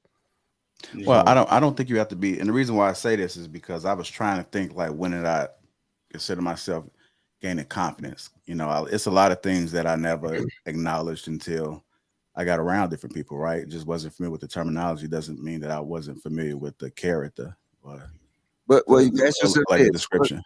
What was your first moment in your life that you recognized you did something successful? Well, I would have said it happened before then. Like the first thing that I became successful was you know, being able to hold down the house at like the age like 10, 11, you know, because it was me, my mother, and my sister, and sometimes my mother wouldn't come home, so I had to hold down the household. You know, I had to. It was. Remember uh, being in a situation like, damn, like I don't know where the hell she at, and you know, I couldn't find her, couldn't locate her. She was doing her right. So it was in that moment that I had to be older than what I was because I had a little sister. Um, Another thing that I can remember is like I because I stayed in the projects, right, and really probably know about the PCs for every course, and I stayed in apartment 705, and so it used to be some guys, used to be like older kids down there doing whatever they doing down there, and I used to throw water over on purpose, like I just throw water on them. And I remember like one of the niggas looked up and they went through all the stairwells trying to find me, and I think they had me cornered, and I was about to like square like you threw. I'm like, y'all threw the shit, like, and what else I was gonna do? And you know they ain't touched me for some reason. So I'm just trying to think of like different events where, because when I grew up, I didn't care what nobody think. I was a hothead. I would always didn't give no fuck about nobody. I said I don't give no fuck. And to this day, I mean, really contest to it. I really don't give a fuck about what nobody think. I'm gonna do what I want to do, how I want to do it. But I had to learn how to listen to everybody else because it was always my way. It was always like, I don't care what y'all doing. I'm gonna do what I'm gonna do because this is what I'm confident on how I want to do it, or I want this outcome. You know, or if the majority was doing this, I didn't have to do that. I can make the decision that I want to do it this way. So I'm just trying to date back to all the events that happened where I would think that I was just confident because can nobody tell me no, I can do whatever I want to do. See, because I think you brought up a good point, right? That you was well older before you even, you know what I'm saying, kind of really understood or even thought about the word confidence, right? And that's something we don't do. That like we don't salute our culture for achieving something, you know what I'm saying, for successfully doing something, no matter how big it is, big or small. Because you got to realize this: if you have a child and they successfully complete so many things, right? And then it'll build another level of confidence. So now they feel like they can go and achieve more things. So a level of confidence is when you get the ball rolling with confidence, you're unstoppable. But the thing is about confidence, especially as a child, an adult can shit on it and they can knock it all down, especially if somebody that have influence over your life. That's why the fathers, the mothers, you know what I'm saying? I mean, and we hear it all the time. I mean, come on. That's the thing, but like nobody had influence on my life. I feel like I could do anything I want to do because yeah, but see, you was one of the ones that pursued and did it, and then you'll probably be considered an anomaly, though. That's what. Humble Dad, I swear I was itching to get in here and say that. I tell JR that all the time, but I think it's also because he's a creative. Yeah, me and you are similar in that nature. You see that with a lot of creatives, though. Even if you go watch, like we could point to Dr. Donda West building Kanye up, right? We could talk to her building his capabilities up. But when you look at his innate talent and how he moved, like you see a lot of creatives in that space that like that's how they move. You think about the Pharrells, the loop, like I'm just thinking music. Even when you think about certain visual artists, like those, to me, JR, I know how you trying to break it down, but I just when I say, bro, in that aspect, you an anomaly. I couldn't imagine being from the low end and throwing water on somebody and then telling them, yeah, I did the shit. Like my peoples grew up in the Taylors. I would have been ducked off somewhere. I ain't gonna lie to you. I wasn't finna catch that fade, but that's a different mindset, man. That's a different mindset, bro. Yeah, I was gonna add to what you're saying, Jay. I think one of the questions was about like if you have confidence in one area, does it help you in another? Was that something like that? Yeah. I'm just trying to figure out if it, you know, because I seen you guys describing certain situations and you guys got the confidence in that, but I just wonder if it just transpired over every aspect of your life. Yeah, and so I give you an example. Like as a math teacher, you know what I'm saying? I was the dopest on the planet. right? And so that came through a point of me learning from a lot of different people, right? And I wasn't as confident starting out as a teacher, as a math teacher, but then over time, I became a master teacher, right? But there was this particular point in time where I didn't build things. You know what I'm saying? I still don't build things regularly, right? But there was this one time that I had never built anything before.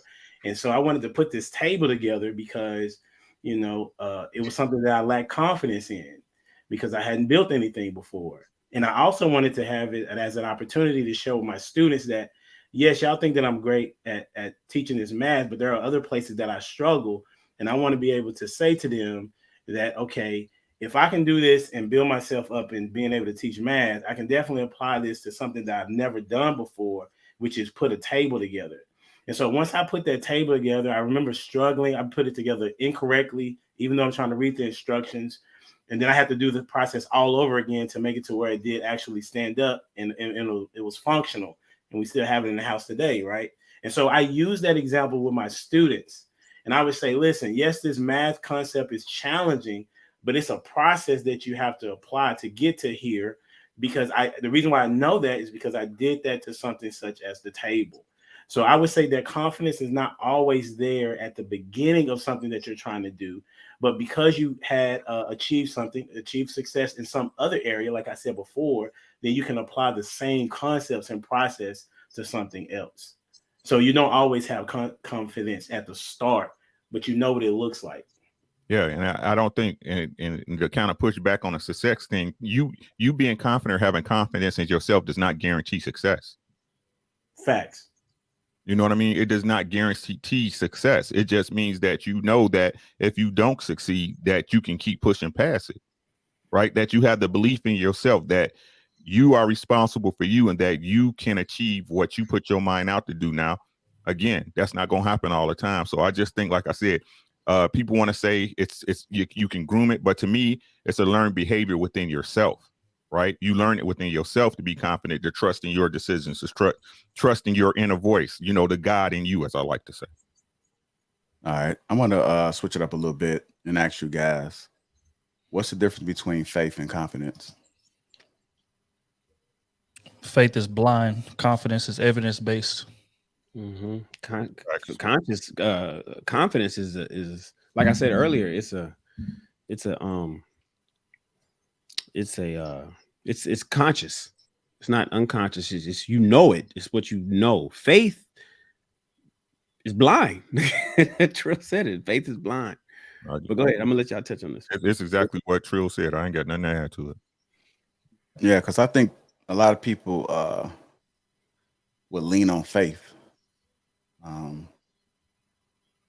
And to me, I'm a man of faith, right? I do believe in faith to a certain degree, but I do believe in action as well. Like, you have to produce. You can't sit there and wait on faith. You got to be working. So I don't know. That's just my thoughts about it. I'll say, faith is, as I see it, is evidence of things that are not seen. If I go to the text, right? And so then when you apply faith, and then you're having this understanding that there is a possibility that it could happen, and then it does happen, that breeds the confidence, is what it sees. That's how I see it in my mind. So the difference between the two is one is not seen just yet, and then the other one, which is confidence, is what it is that you do. I think faith is stupid, to be honest with you. I'm just being honest with you. I mean, faith in something else, but not faith in yourself don't make sense to me. I have faith in me. Okay. I have faith in me. Like I said, the God in me, right? As long as I'm able-minded, I'm sharp, and my arms and my feet work, I have faith in me. I'm going to put in the work to make it happen. Now, is that guaranteeing a result? No. But I have faith that I'm be able to get it done eventually. So you say that you think faith is dumb, but you do have it? I have faith in me. Oh, okay. You don't have faith in other things or other people. Nope. Okay. Hope is the most dangerous word in the English language.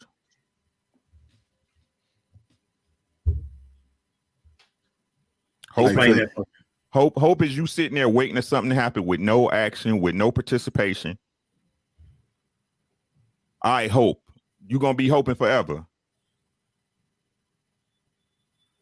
But Ricky, that's not hope. That's being lazy. That's being lazy. And I'm sitting up, I'm really struggling. I'm trying to find the words to answer this because again, confidence is internal.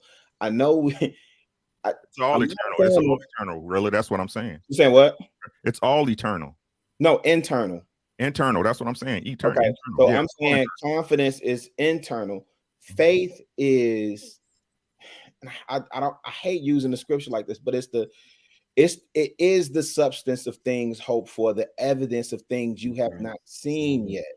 And that only applies. I'm not knocking nobody. If you don't consider yourself Christian, if you don't follow the Quran, or you're not a Muslim, or you don't believe in a higher power, that's cool. No, I believe in. No, I'm not talking about you. I'm specific. Yeah, no, you good, bro. I promise you. I'm not speaking about you. I'm saying in the audience too, because I know anytime somebody bring the Bible up, then it becomes contentious. And I'm not trying to use the book in that regard.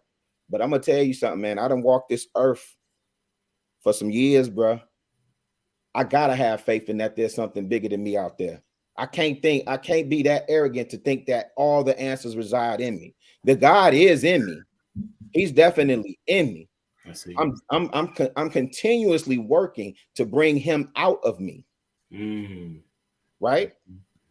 Okay. So I can't even fathom a world where I move where I don't have faith. And I'm talking about blindness. Faith without works is dead. What that mean? You got to be doing something. That's what I'm saying. Yeah. Okay. You can't just be sitting around praying. Your bills are due, and you saying, "Man, I'm believing and I'm hoping and the wishing the Lord maybe might." Right. Drop that dollar on me at the last minute. Right. Wow, that's not faith. And this is the part that I get pissed about with some Christians, because they've given the word and the perspective, the right perspective of God, a bad name. Faith is not blind, man. You gotta be able. If you saying you have faith in something, I need you to show me 3 scriptures that confirm what you're saying. If not, that's not faith. That's foolishness, and that ain't even hope. That's laziness. It's irresponsible, and it's immature at best. But the difference, to answer your question, JR, the difference between confidence, my opinion, confidence is internal and is rooted in your capabilities and your abilities. Faith, if you believe in a higher power, is external. It's outside of you. I can't articulate it, and that's why I was struggling. But it has nothing to do with, for me, it doesn't have any, faith doesn't have anything to do with your internal ability. Okay, got you. I see Shannon's over it. You're like, oh, I know. No, I'm not over. I'm just, well, we don't always have to go biblical when we talk about the term faith. I mean, I have faith that the airline pilot is going to fly that plane and get me from point A to point B. Oh, you're bringing up a better point. Go ahead, Shannon, cook that.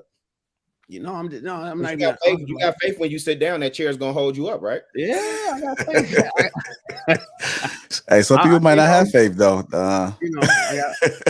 I got faith that they went to school. Some people lean on to land that DC-10 and get me to fucking Chicago, or get me to when we go out there and have that party in Texas for the Lapeef party. I'll have faith that the airline pilot ain't drunk. That's what I mean by blind. That's exactly what I'm talking about. Like, you didn't see him take them hours. You didn't see him take them classes, but I got to roll the dice blindly. I don't have. But I can't use confidence. Right, but in terms of confidence is I done put the work in to where I know I'm resourceful, because I done been, and that's all confidence is. It's just the fact that I've proved repeatedly that I'm resourceful. That's why small wins translate to big wins. I was successful in this thing. I was able to figure it out. So with every little thing that I figured out, my chest pokes out just a little bit more. Not necessarily like in the fact that I'll be able to figure this out again, but in the fact that I'll be resourceful enough to handle whatever comes at me. Just like with women, same way. If I shoot at a woman maybe that I didn't think that I could get, and then I get her, now every other woman that I see again, I have confidence in the fact that I'll be resourceful enough to figure out what it's going to take to get this woman. So that's what I think confidence is, and that's why I say that it's evidence based, because it's something that I've actually proven. It's something that I can see. It's something that I can touch. It's something that something that I've done. Something I can identify with. But faith is blind. I'm literally putting my fate in somebody else's hand and just hoping for the best. I have zero control over that. I have zero evidence in terms of again, just like that airplane situation. I have zero evidence that he took flight lessons. It's a lot of flight pilots that lied on their resumes and then crashed planes because of it. If we're gonna keep it honest, you know what I'm saying? So again, faith is blind, confidence is evidence based. So if faith is blind, and then the other option, the conversation was that I have faith that the chair is going to hold me up. Is it confidence or is it faith that I'm thinking that the chair is going to hold me? Faith is blind because I wasn't there when the chair was made. You have confidence in metal. That would be different. We have confidence in wood. We have confidence in construction, but we don't know that it's put together right. Okay. So that's what I think really was trying to say. He was saying that faith is the actual action of you going to sit down in the chair. Yes, and you're doing that based on some evidence that it has been done before. Exactly, it hasn't happened to you. Right. So that's what I'm saying. That's why I would disagree that faith is not blind, because you're responding to what you. The faith is going on that this is something that I believe is going to happen. Because of I saw it happen over here. Yeah, but you also know that it can go. It normally works over here, but sometimes those planes crash. Sometimes those pilots are drunk. Sometimes those chairs collapse on your ass. But the probability is very low, though. We're not talking about probabilities or possibilities. We're not using percentages. JR, that's all funny, man. They talking about these chairs collapsing. No, JR, you a genius, bro. You a genius. Bro. I keep telling him that. Yeah, the reason why is because that's why people do things that they do. No, because they saw somebody else do it, so they have a faith that they think they can do it because they haven't proven it. What's that? Say it again. You said it. Say what I said. What? I said they have. That's a confidence. No, you didn't have faith. They have faith that they can do it. They have faith that they can do it, but they've never done it before. That's smart, but that's what we're explaining. But I'm saying with confidence, if you've done it before, I said the faith that you once had turned into confidence. No, but say for instance, you never flew a plane. Say for instance, you never got on a plane before. Right, but that's the faith because it hasn't happened before. That's what I'm saying to you. I see what it is. Yeah, everybody right, to be honest with you. It's just how it's perspective. If we're gonna be honest about it, right?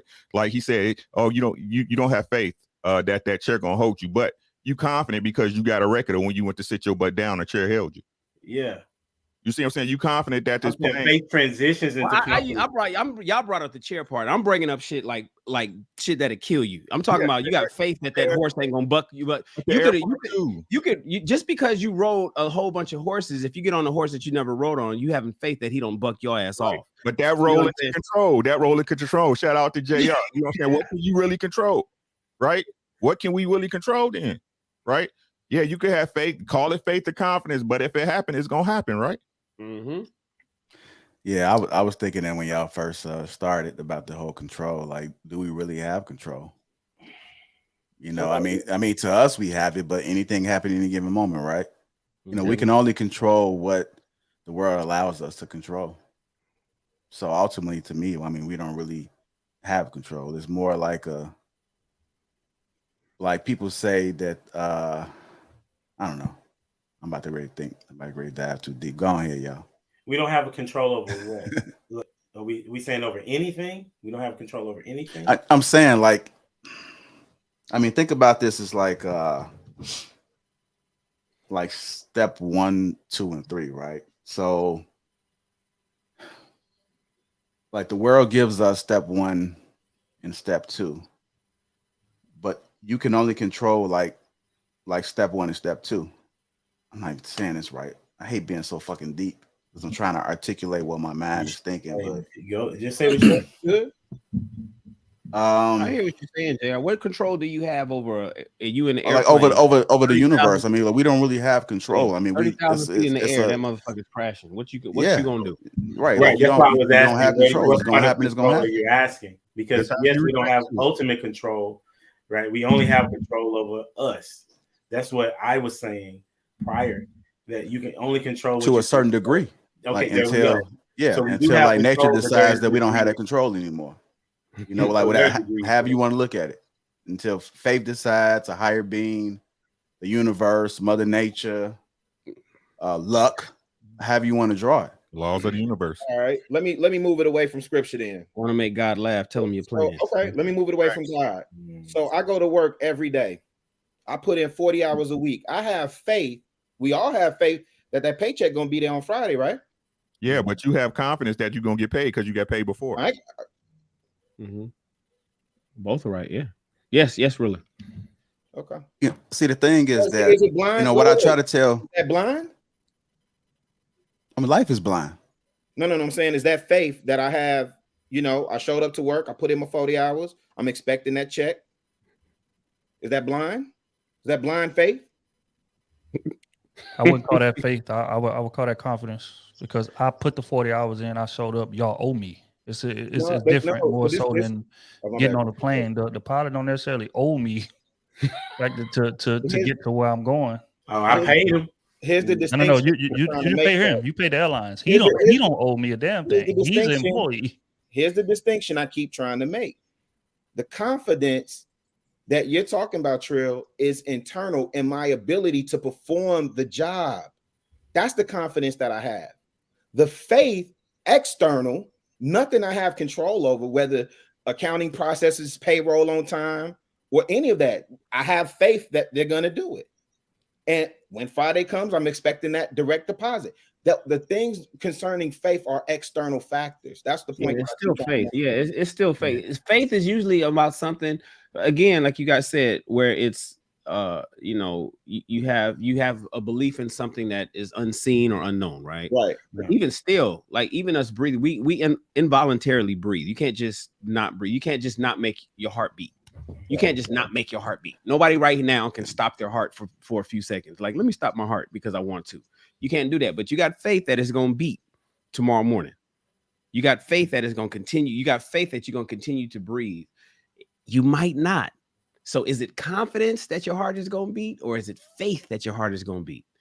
That's the thing. We don't really have a control over this right here on the left side of our chest, but I'm pretty confident that it's going to beat tomorrow based on the way I treat my body and whatnot. But I know but it's happened to people where it just stopped breathing. I mean, it just stopped working one time.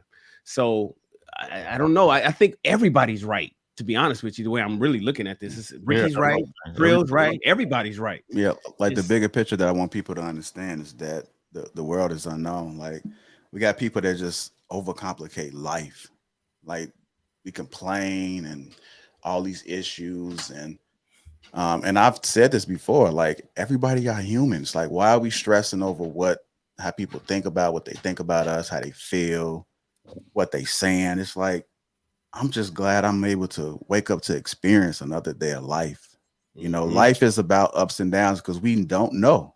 You know, we can be rich, we can have a happy family, we can have everything, but all of that can be gone like that. Anything can change like that. So life is uncontrollable to a certain degree, right? We're only able to control what this man-made world allows us to control. But there's also like something else that's past that we don't have no control. Like you say, the heartbeat. You know, if you do believe in whatever you believe, you know, they can just cancel us at any given moment and it can wipe us off. So the moral of the story is just adjust. You know, life is going to always be up and down. It's never going to be perfect. We will never have a perfect life. We will never be able to do things exactly what we want. We will never be 100% satisfied. Nobody will never be 100% perfect. So just take what it gives you, slow it down, adjust, navigate, maneuver. So, I mean, you can have a season where it's like, damn, why is this happening right now? Guess what? That's life. That's life. What you gonna do? You gonna roll over in your pain, or you gonna adjust and maneuver and say you can get through it? It's gonna be something else that might come 1 second later, 3 days later. Just about adjustments, what life is. But go ahead. I'm sorry. Life is simply the journey from one obstacle to the next. Right. I want to transition to this because we're talking about confidence, and that's the thumbnail. I want to go ahead and get this going since we all live in this man-made world. How do women identify confidence? You know, how do they identify we are around women, how do they identify a confident man? Most of them don't know how. We gonna be honest about it. Hey, that's crazy. I was about to say, I definitely don't know the answer to this one. Most of them don't know how. I'm speaking in general. Most of them don't know how. That's why it's called the con game. You know what I'm saying? Some of them see confidence, as fancy clothes, a glittery watch, a fast car. You know what I'm saying? Some understand it's the way a man move, the way he speak, the way he look her in the eye when she say something. You know what I'm saying? It's crazy, right? Because like nowadays, right? I was at Taco Bell the other day picking up something for my guys at lunch, right? And the girl, she was all right looking, right? I ain't never seen that Taco Bell, right? She looking me in my face, expecting me to look away. I'm looking at her like, what's happening with you? How you doing? Right? Stutter shuck, don't know what to say. You know what I'm saying? She looking like confident. You know what I'm saying? It's like they don't know what confidence is. They be throwing out tests to you, trying to, test you to see if you about it. And then they don't even know how to react when a man in front of them. I think most of them don't know. I'm being honest with you. Yeah, I would say women judge confidence based on how much they like you, and this is why I say that, because the same way that one dude can come up to you and just be bluntly direct, hey, I like you, da da da, give me your number, or whatever the case may be, and someone going to perceive that as confident, right? But if a dude that she doesn't like comes up and says that, he's arrogant. You know what I'm saying? Just like one dude, they could say, oh, he's confident because he's standoffish. He's kind of to himself. He just has a certain vibe. He's not really pressed for attention. It's because same way that they'll say that about a dude that they like, a dude that they don't like, oh, he's just standoffish. He's awkward. He's not sociable. He's da da da. So again, it's really relative in terms of women. Like when they define confidence, it all stems on whether they like you or not. And then they, I guess, kind of rubric kind of shifts according to whether they like you or they think you're attractive or not. But if you're not attractive and you come up to a woman and do the same thing that an attractive man does, you typically won't get the same results and you won't be deemed as confident. I'll just say that. Yeah, I don't really know, but I would say that every woman would probably be different. That rubric that Trill is talking about, it would seem to be that they measure it based on some things are superficial, right? I think Rick said that. Some things are based on how you approach them, were you direct, were you cheesy, were you corny? Did they see you before? You know what I'm saying? Had they seen you in a different situation and saw how you responded? So I think it really depends on the woman. I couldn't even give a generality because I wouldn't necessarily know how women would identify confidence. You know what I'm saying? But that's just what I would think. I keep saying this, man. My uncle, the one, I promise you, this carried me in Atlanta for 20 years. My uncle said, conversation rule the nation. Conversation rule the nation. That's what Ricky was just alluding to. He's talking about the con game. When you think about, I think about women identifying a man's confidence, right? So I think about conversation that men give women at times, right? You think about like, how does dude end up with this type of woman? And I agree with Ricky. I don't think women know how to. They may disagree in the chat. I don't, whatever. But I don't think women know how to properly identify a man with confidence, or at least vet his confidence. Right? They listening to the sweet whispers. Right? Your boy Big said, "Hard throb never, black and ugly as ever. However, I stay Coogee down to the side." We know Big hit some bad ones. Right? And so when you think about that confidence, or at least how women identify confidence, I think they identify through conversation. And that conversation can be masked up and manipulated very easy. Very easy. So then is that confidence? If it's masked up. Yeah. I mean, that's why you got Max. That's why you got the Macking game. I mean, you got it. Yeah, we're not saying that they right, humble dad. Okay. We're not saying that they're making the right decisions. We can clearly see based on the numbers that's not the case, but the reality is that's what the question is, how do they identify? Are they identifying it accurately? That's a whole different question. All right. But how do they identify it? They do it. So, and again, I think it stems from what it is that they value. The same way that religious use Biggie as an example. I guarantee you, if he, if he didn't have money, he walked up to some of them same women that we seen in that video and he tried to talk to them. They look at him like he's crazy. Because again, it's about whether or not she likes you or not. And if you have, extra incentive, more so whether that's influence, whether that's money or whatever the case may be, then that could typically sway. But I feel like it's very rare that a dude that's just super ugly and, bad built, uncoordinated, whatever the case may be, he walk up to a chick that we deem as a 9 or a 10, like a video chick or whatever. Most chicks not going to even allow him the time to talk at all. You know what I'm saying? So that's why I say like women's rubric is so all over the place in terms of defining what confidence is. The same way that a guy that they like can come up and be assertive and be straightforward and be boastful and stick his chest out, they'll call a dude that they don't deem attractive delusional for doing the same thing, thinking highly of himself. Oh, look at me, I'm handsome, I'm this, I'm that. They look at him like, oh, he's delusional. When that was the confidence, when that was confidence to approach you in the first place, right? Because rejection could not happen. True, you just said you was handsome though. No. I said godly handsome. It's a different level, like regular handsome and then godly handsome. That's what I said.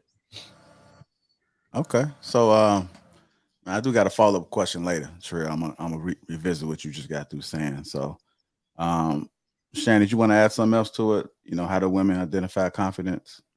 Yeah, they nailed it. Okay, so a woman can't tell. Well, a guy can't exhibit confidence without a conversation. He just can't look confident. Yeah, he can. Okay. Yeah, it's some. We could say we could speak without speaking. 75% of communication is body language. That's why, when even walk, we know walks, stand up straight, son. Put your shoulders back, put your chest out. No slouching. Look, shit, Ricky just said it. He didn't talk to that woman at Taco Bell. He looked at her. Froze in her tracks. He didn't say a word. No, you ain't got to speak. It's how you carry yourself too. Yeah. Okay. What you laughing at, True? Nah, he say frozen address. What was the question real quick again, bro? It was just do you have to have a conversation in order to exhibit confidence? Like can a man just have a certain aura about it? I've seen people in the chat saying a man don't have to say nothing, he can be quiet and still exhibit confidence. So, and I heard somebody on the panel say something about having a conversation. I'm one of those people that think that you don't have to. Yeah, I think it's like levels to it, right? So you can appear to be confident, and then how you react to that rejection is going to determine, if that confidence stands. Because you can be confident all day, walk in, and because you watched a few red pill videos or something like that, and then you come in, and then you really try to test it out, and you get that feeling, that feeling that you ain't used to. Then that's going to determine, how confident you really are. Think about it. Some people have mastered how to look confident, the right look, the right dress, the right posture. They postulate themselves, and as soon as they open their mouth, boy, all that shit just it's fleet. They just lost everything. Yeah. They lost all credibility as soon as they start talking. Some people could be meek, quiet, not say nothing, and as soon as they start speaking, they become powerful in their words. It just depends. It could go both ways, but it's not one way. I think you're transitioning right. So you guys be on point, man. I don't know if it's just that I'm not misleading enough, or I'm not trying to be like Hollywood. Hollywood. Speaking about Hollywood, I know Shannon know about Hollywood. You know how they give you a preview. My theory is if you want people to really look into a film, get rid of that formula, because I know they do have a formula that they do. Shan, I can't say it exactly, but it's usually this, that, and then the ending. And then you have a few people that twist it up where you don't even know what to expect. But why the hell would they play 2 minutes and 32 seconds of a damn movie with all the good clips? And then you go see the movie, it's the same shit, and it's like you already know what the hell the movie gonna be about, right? I feel like that's something that I'm doing right now, because you guys are spot on with my transitions. I can't even transition and surprise you guys, because I gave you guys no indication of what this shit was gonna be about. But you motherfuckers, all 6 of you, well, 5 of you, and one, I'm not a motherfucker, but all 5 of you fuckers on point tonight. But transitioning to my question is, can a man fake confidence? Yeah, temporarily. Temporarily, you can fake confidence temporarily, but just like the guys done said tonight, man, like if you spend enough time around somebody, you can see right through the bullshit, especially if you're really confident. That's why they say like everybody seems confident until somebody confident walks into the room. Hey, it's gonna take more than 4 hours. Oh, here we go. We're not doing that today. Here we go. Is that an inside joke? What's the inside joke? Bruh. Bruh.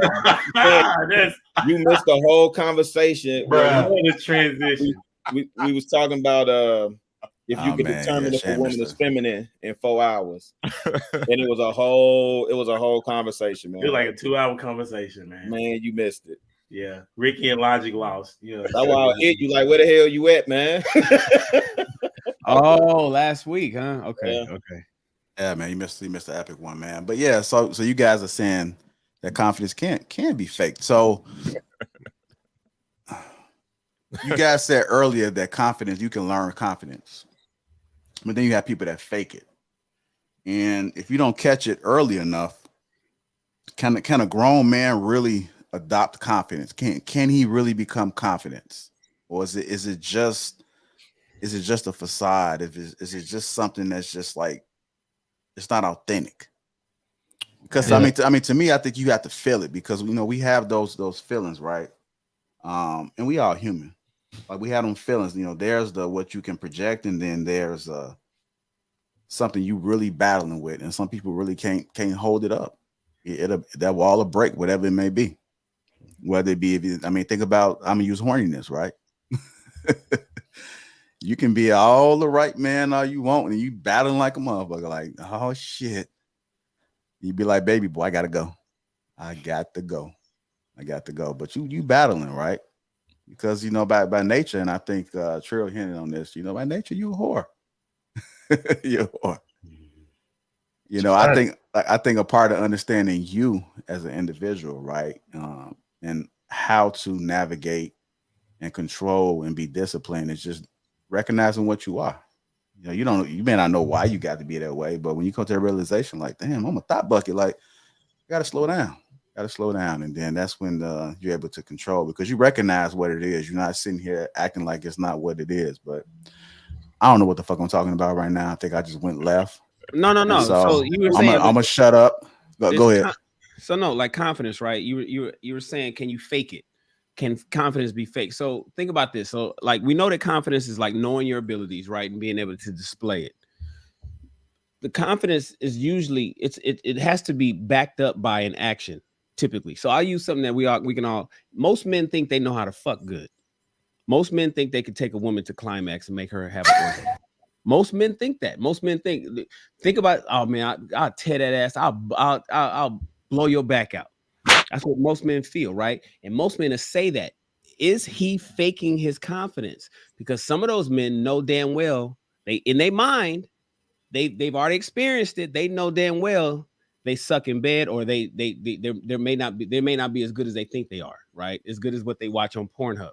So, but they can say it because they're not going to be tested about it. Because the person that they're talking to, they may not even get that far. And really, if they get that far, they've already conquered what they wanted anyway. So when the rubber hits the road, and the woman that they were saying that they were confident about, when they finally have sex and he falls flat on his face, he doesn't take her to climax. She doesn't have an orgasm. He comes too fast. He's a 2-minute brother, and he doesn't do anything that he was talking about before. All that confidence is, well, I'm sorry, all the shit that he was talking earlier was not true. Did he know that was going to happen? Probably. But was he able to fake it before it happened? Yes. So just like I think Trill said, I'm not sure who said it. Yes, confidence can be faked, but it ain't gonna last long. It's gone, because in order for your confidence to be confirmed, an action behind it has to be behind it of some sort. For everything, basketball, driving cars, boxing, you know, the shit. Ricky could speak on this. He probably got a whole lot of boxers out there that think they confident, but when they get in the ring, they fall flat. But they know they could probably talk all the shit they want, acting like they confident, but that's because they probably either know that they're not gonna get in the ring and spar with a particular boxer, or they know that they'll never even they got somebody that's gonna stand in between them.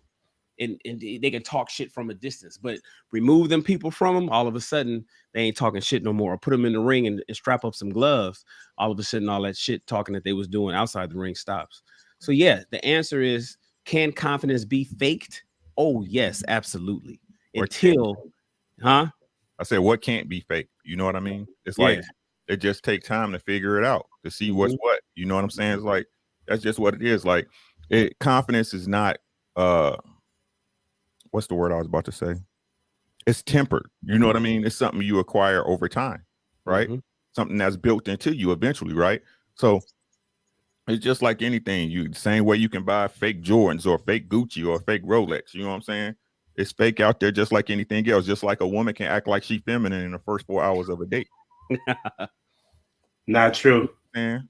I understand, but just because you say it's not true don't mean it. You see what I'm saying? Yeah, you watched the clip. Yeah. So, that's all I'm saying, right? It's like these things are tempered. You know what I'm saying? The only way you're going to really find out is if you go through it with a person at the end of the day, right? Again, you can assume that he's confident. You know what I'm saying? You can assume that he a real one, right? But you ain't going to never know till it's time for something to happen and you see what's happening, right? Same with a female, right? Even though she presenting that to you, until you see it when the rubber meet the road, it's all just an assumption. That's all I'm saying. I'll tell you what, man. I done seen some of the dudes that claim they the toughest niggas in the world run on their homies when they getting jumped, or if it's like a confrontation break out of something, literally leave a boy there, or literally stand back and watch it happen, then run over there and try to break it up. Like again, you can fake it. You can say, oh, I got hands, I got this, I got that, until it's time to prove it. Until somebody say, oh, all right, bet, let's see. And then, you know, you tend to see a different kind of energy. You know what I'm saying? People, like, which is why they say typically the person that talk the most is trying to convince themselves. When you're confident, you ain't got to say much, bro. It's like, all right, cool. You want to do that? Bet. Let's go. Like it ain't even nothing to talk about. I ain't got to let you know where I'm from. I'm from this city. I'm from this hood. I do this. I do that. Nah, when it's time to show and prove, if you confident in yourself, you're gonna show and prove. But most people not. And even on these platforms, I'll be seeing a lot. Be a lot of tough talk, a lot of I do this, I do that, da da da. You run into these dudes in person, they be the nicest guys in the world.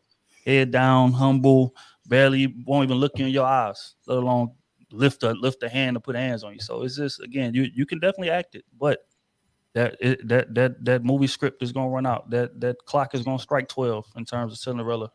You know, so one day the That director happened to me. I remember not necessarily that, but like as a teacher, I remember I was teaching at the college and I was trying to I didn't plan well for this particular lesson that I was trying to teach these students. And I began to teach this lesson knowing that I didn't have a clue what I was talking about. And man, they came with these questions. I was like, I just don't know. I'm gonna just have to let y'all go early, and I'm gonna be ready the next time. But you got the job. He got the job with no curriculum. He got the job. He was probably confident as a motherfucker in that interview.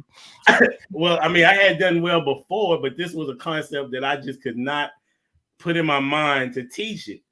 But the lesson was coming up, and I didn't practice as much as I typically do, thinking I was gonna be able to wing it. Right? Open the book and say, "Oh, this is what I got to teach today."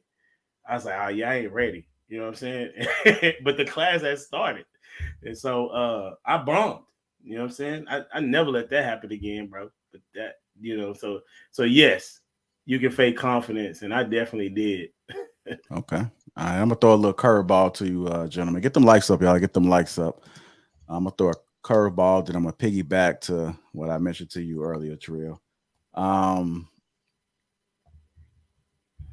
Are there quality men in the world? Would you guys say it's quality men in the world?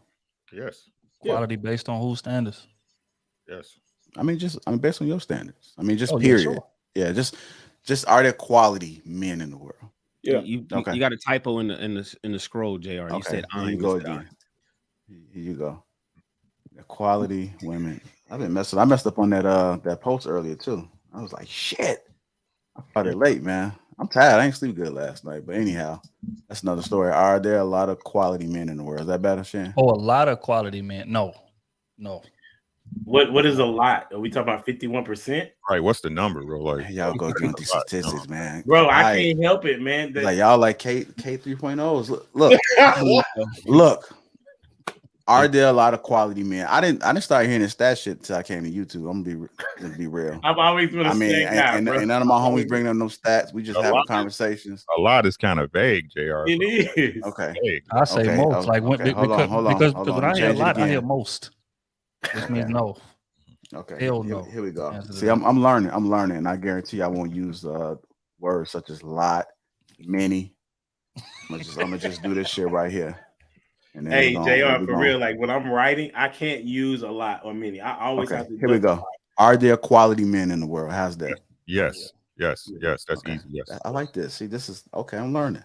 Note to self. I ain't gonna put that shit in there. A lot and many. CK, I know she be on me about the questions and shit. I'm learning. You know, I ain't the most savvy when it comes to topics, but hey, I'm learning. So you guys say it is. Well then, let me reread this other one before I even put it out there. Why?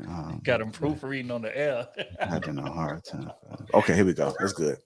Why are women having a hard time finding quality men then? Ooh, because they don't know what one is. Did you hear what I said? See, I'm gonna go back to the other one. I think there's a lot. I think there is more than less. I think it's a majority of quality men. I know Trill don't. Hey, I disagree with you too. We had this conversation before, me and you. Okay, so I gotta you go refill my drink on that note. So you don't think it's that? You don't think it's a majority? You don't think it's a lot of quality men out there? Humble Dad, I got it. Because I think things would be different on the dating scene. Like I think it would be different. I mean, simply don't know. The reason why I say this is why I say based on what we said that success rises and falls on leadership. Y'all have agreed with that. You've also said that if we can fix the men, then we can fix the issue. Y'all said that. I ain't never said that. Okay. I ain't never said y'all that. When Logic said it, you agreed. No, I didn't. I asked Logic for his position, and I said, "Okay, cool. Thank you for letting me know." Okay, it was a setup. Okay, got it. Okay. It wasn't a setup. I wouldn't set nobody up. I just want to know. Shannon, I want to know what his position was. Listen, but I already know you asked the question for a purpose. That's part of the setup. But it's okay. Yeah, I got it. So I think that in my opinion, right? If there were that many quality men, we're going to go with the majority. If most were, then I see that there would be a change in how relationships are ran. Okay. Mm-hmm. I hear you. Right. Just because you disagree don't mean you're right. You know what I'm saying? I ain't say nothing. Hold on, General. Like real quick, and then we can piggyback.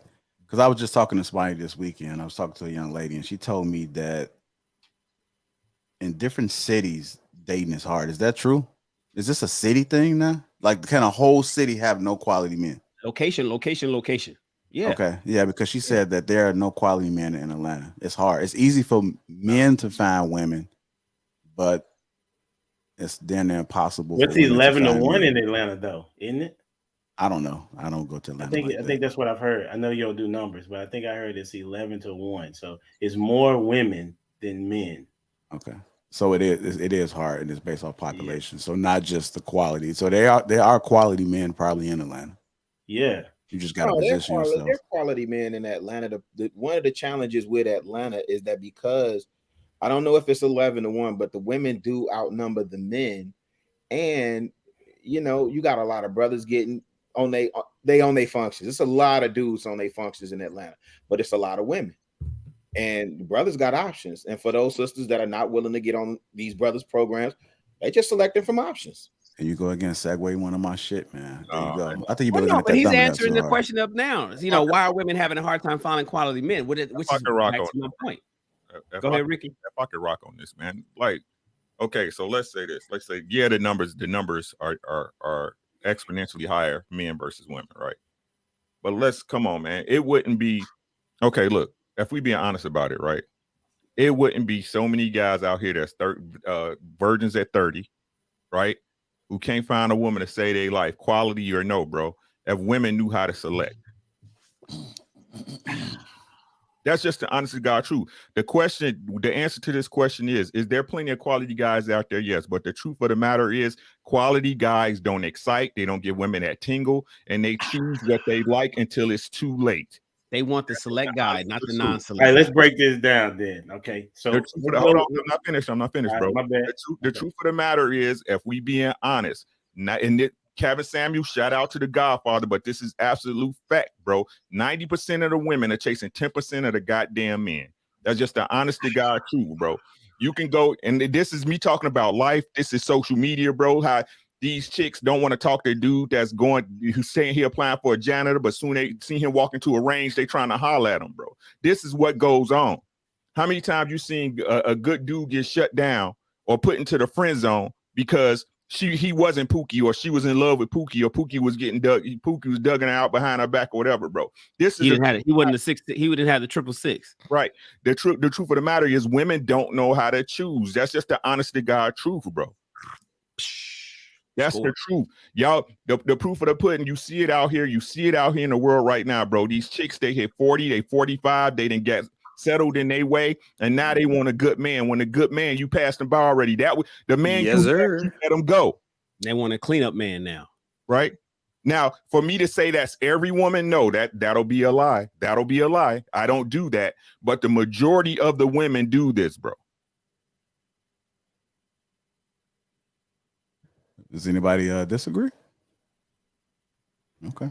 Nope, I say it all the time. Man. My boy, he's speaking gospel right now. That's real. Okay. So you're saying so you're saying that's what I was trying to find out. Like you're saying quality men, there are a lot of them out here. So what is the definition of quality man? If you're saying that they're out here, right? Because I would argue that most dudes are not trying to be married. I wouldn't say that, bro. I know plenty of dudes that want to get married. Again, this is my perspective, right? This is my perspective. Okay. But again, how many times, and let's just be honest about this shit, man. How many times we seen a good dude get left and he come home and his apartment empty? And most men get married. More men get married a lot more than women do. Right. Mm-hmm. How many times we didn't seen this dude that took care of a kid that wasn't his? Per capita, by the way. Right. This happens all the time. Now, for me to say that it's not some women out there that know how to choose, but those are the quality women. You see what I'm saying? All women ain't quality either, just like all dudes ain't quality. That's why I was asking, what is a quality man? A man that's willing to protect and provide and put his life into you to make your life better. 4 P's. It's only 4. We're here for 4 things: protect, provide, problem solve, procreate. If you knock out all those things, as far as I'm concerned, you a quality brother. And be upstanding and don't kill thy neighbor and shit like that. But if you exhibit in the 4 P's, if a man is exhibiting the 4 P's, wants to do it, has a desire to do it, is attempting to do it, and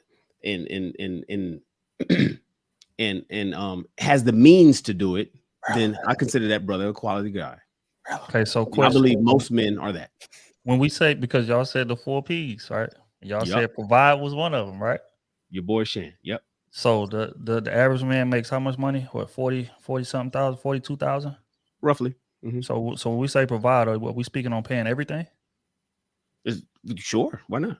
Okay, so you saying a man making 42,000 living in LA, right? Mm-hmm. So you saying a man making 42,000 be able to pay for everything in LA? Hey, that's 42,000 nationwide. Us out here in LA, our average is a lot higher than that. And it is, and you know what? That's almost a great point, crew. But again, B, but you said yourself, most relationships now are a partnership. So most women should know getting into it. If they want to have decent dude, you're gonna have to get something to get something, and not include finances. Especially considering most women, I mean, the average woman makes less than him.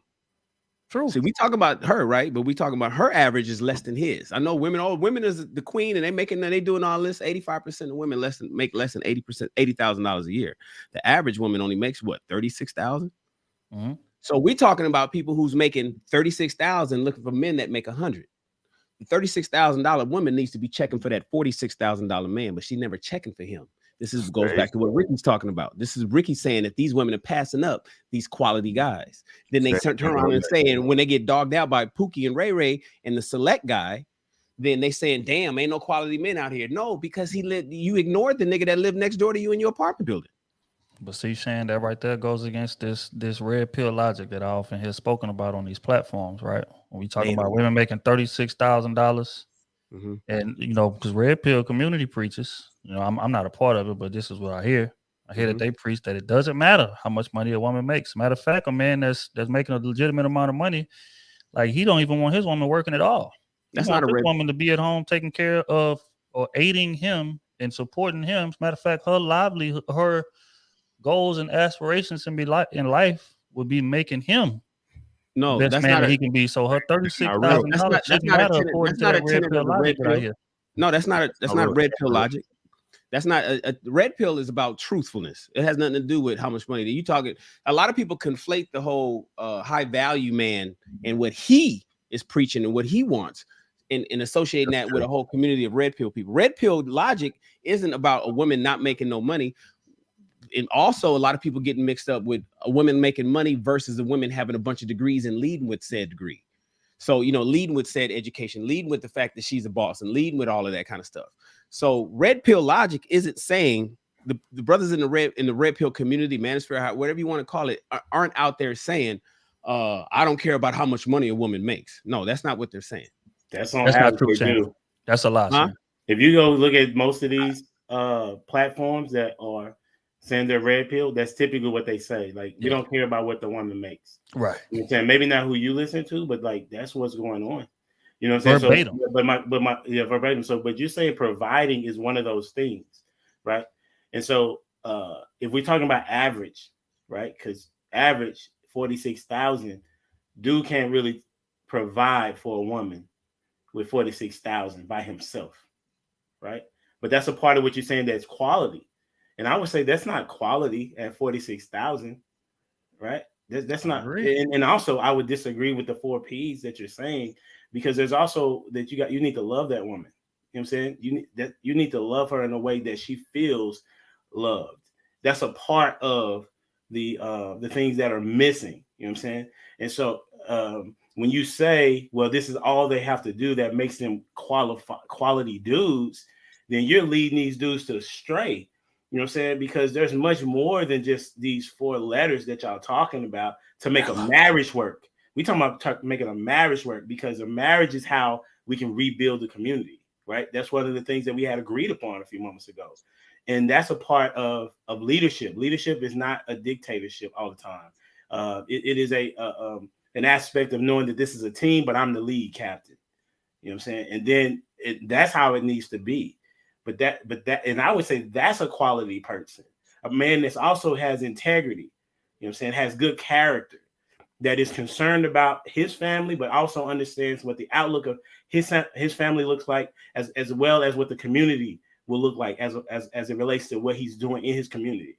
So when you say what you're saying, that's what I'm disagreeing with, because if it was more of, I guess that's what the disconnect is when y'all say what quality is. I'm saying that what I just described is not a lot of those dudes, and if it were, then the situation that we have would be different, because success rises and falls on leadership all day, every day.